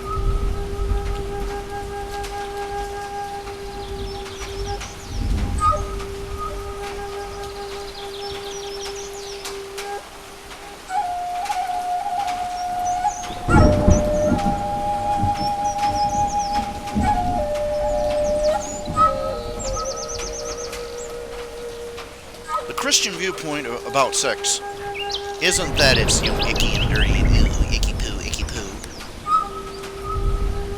It's not that we regard sex as wicked, we regard it as sacred. That is the Christian philosophy, is that sex is a wonderful, beautiful thing, a special thing for a husband and wife, reserved for them.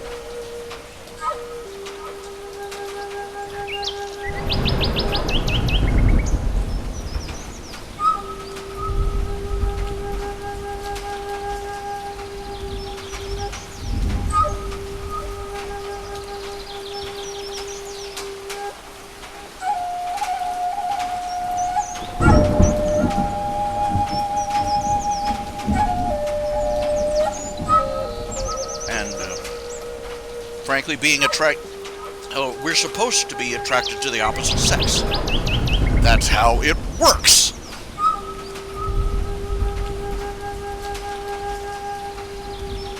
Boy meets girl, boy likes what he sees, boy pursues girl. That's what keeps the wheels rolling.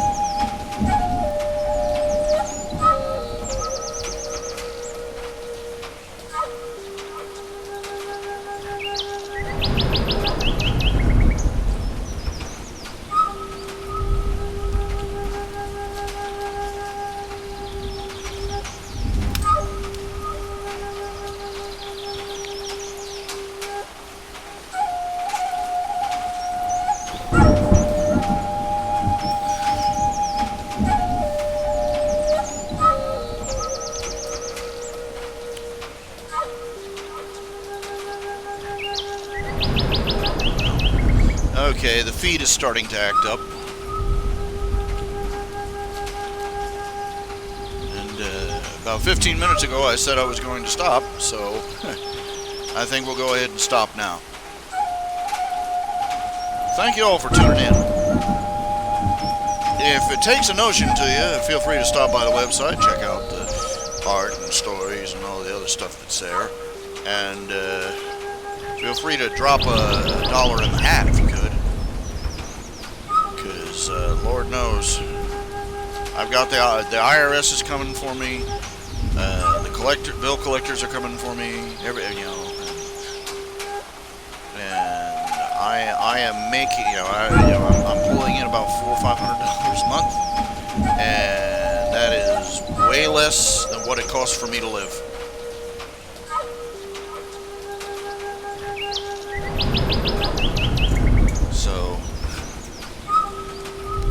I'm not exactly going to say no to any new work.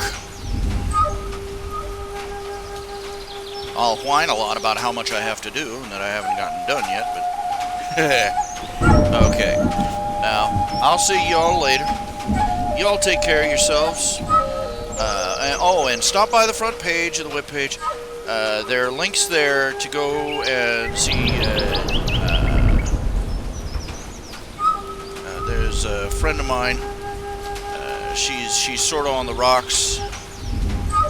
J. Riley McCool. She's sort of getting the short end of the stick right now.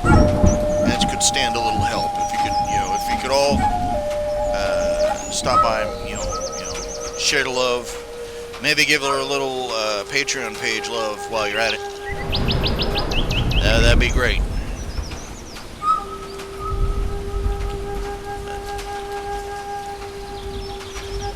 Anyway, you all take care of yourselves.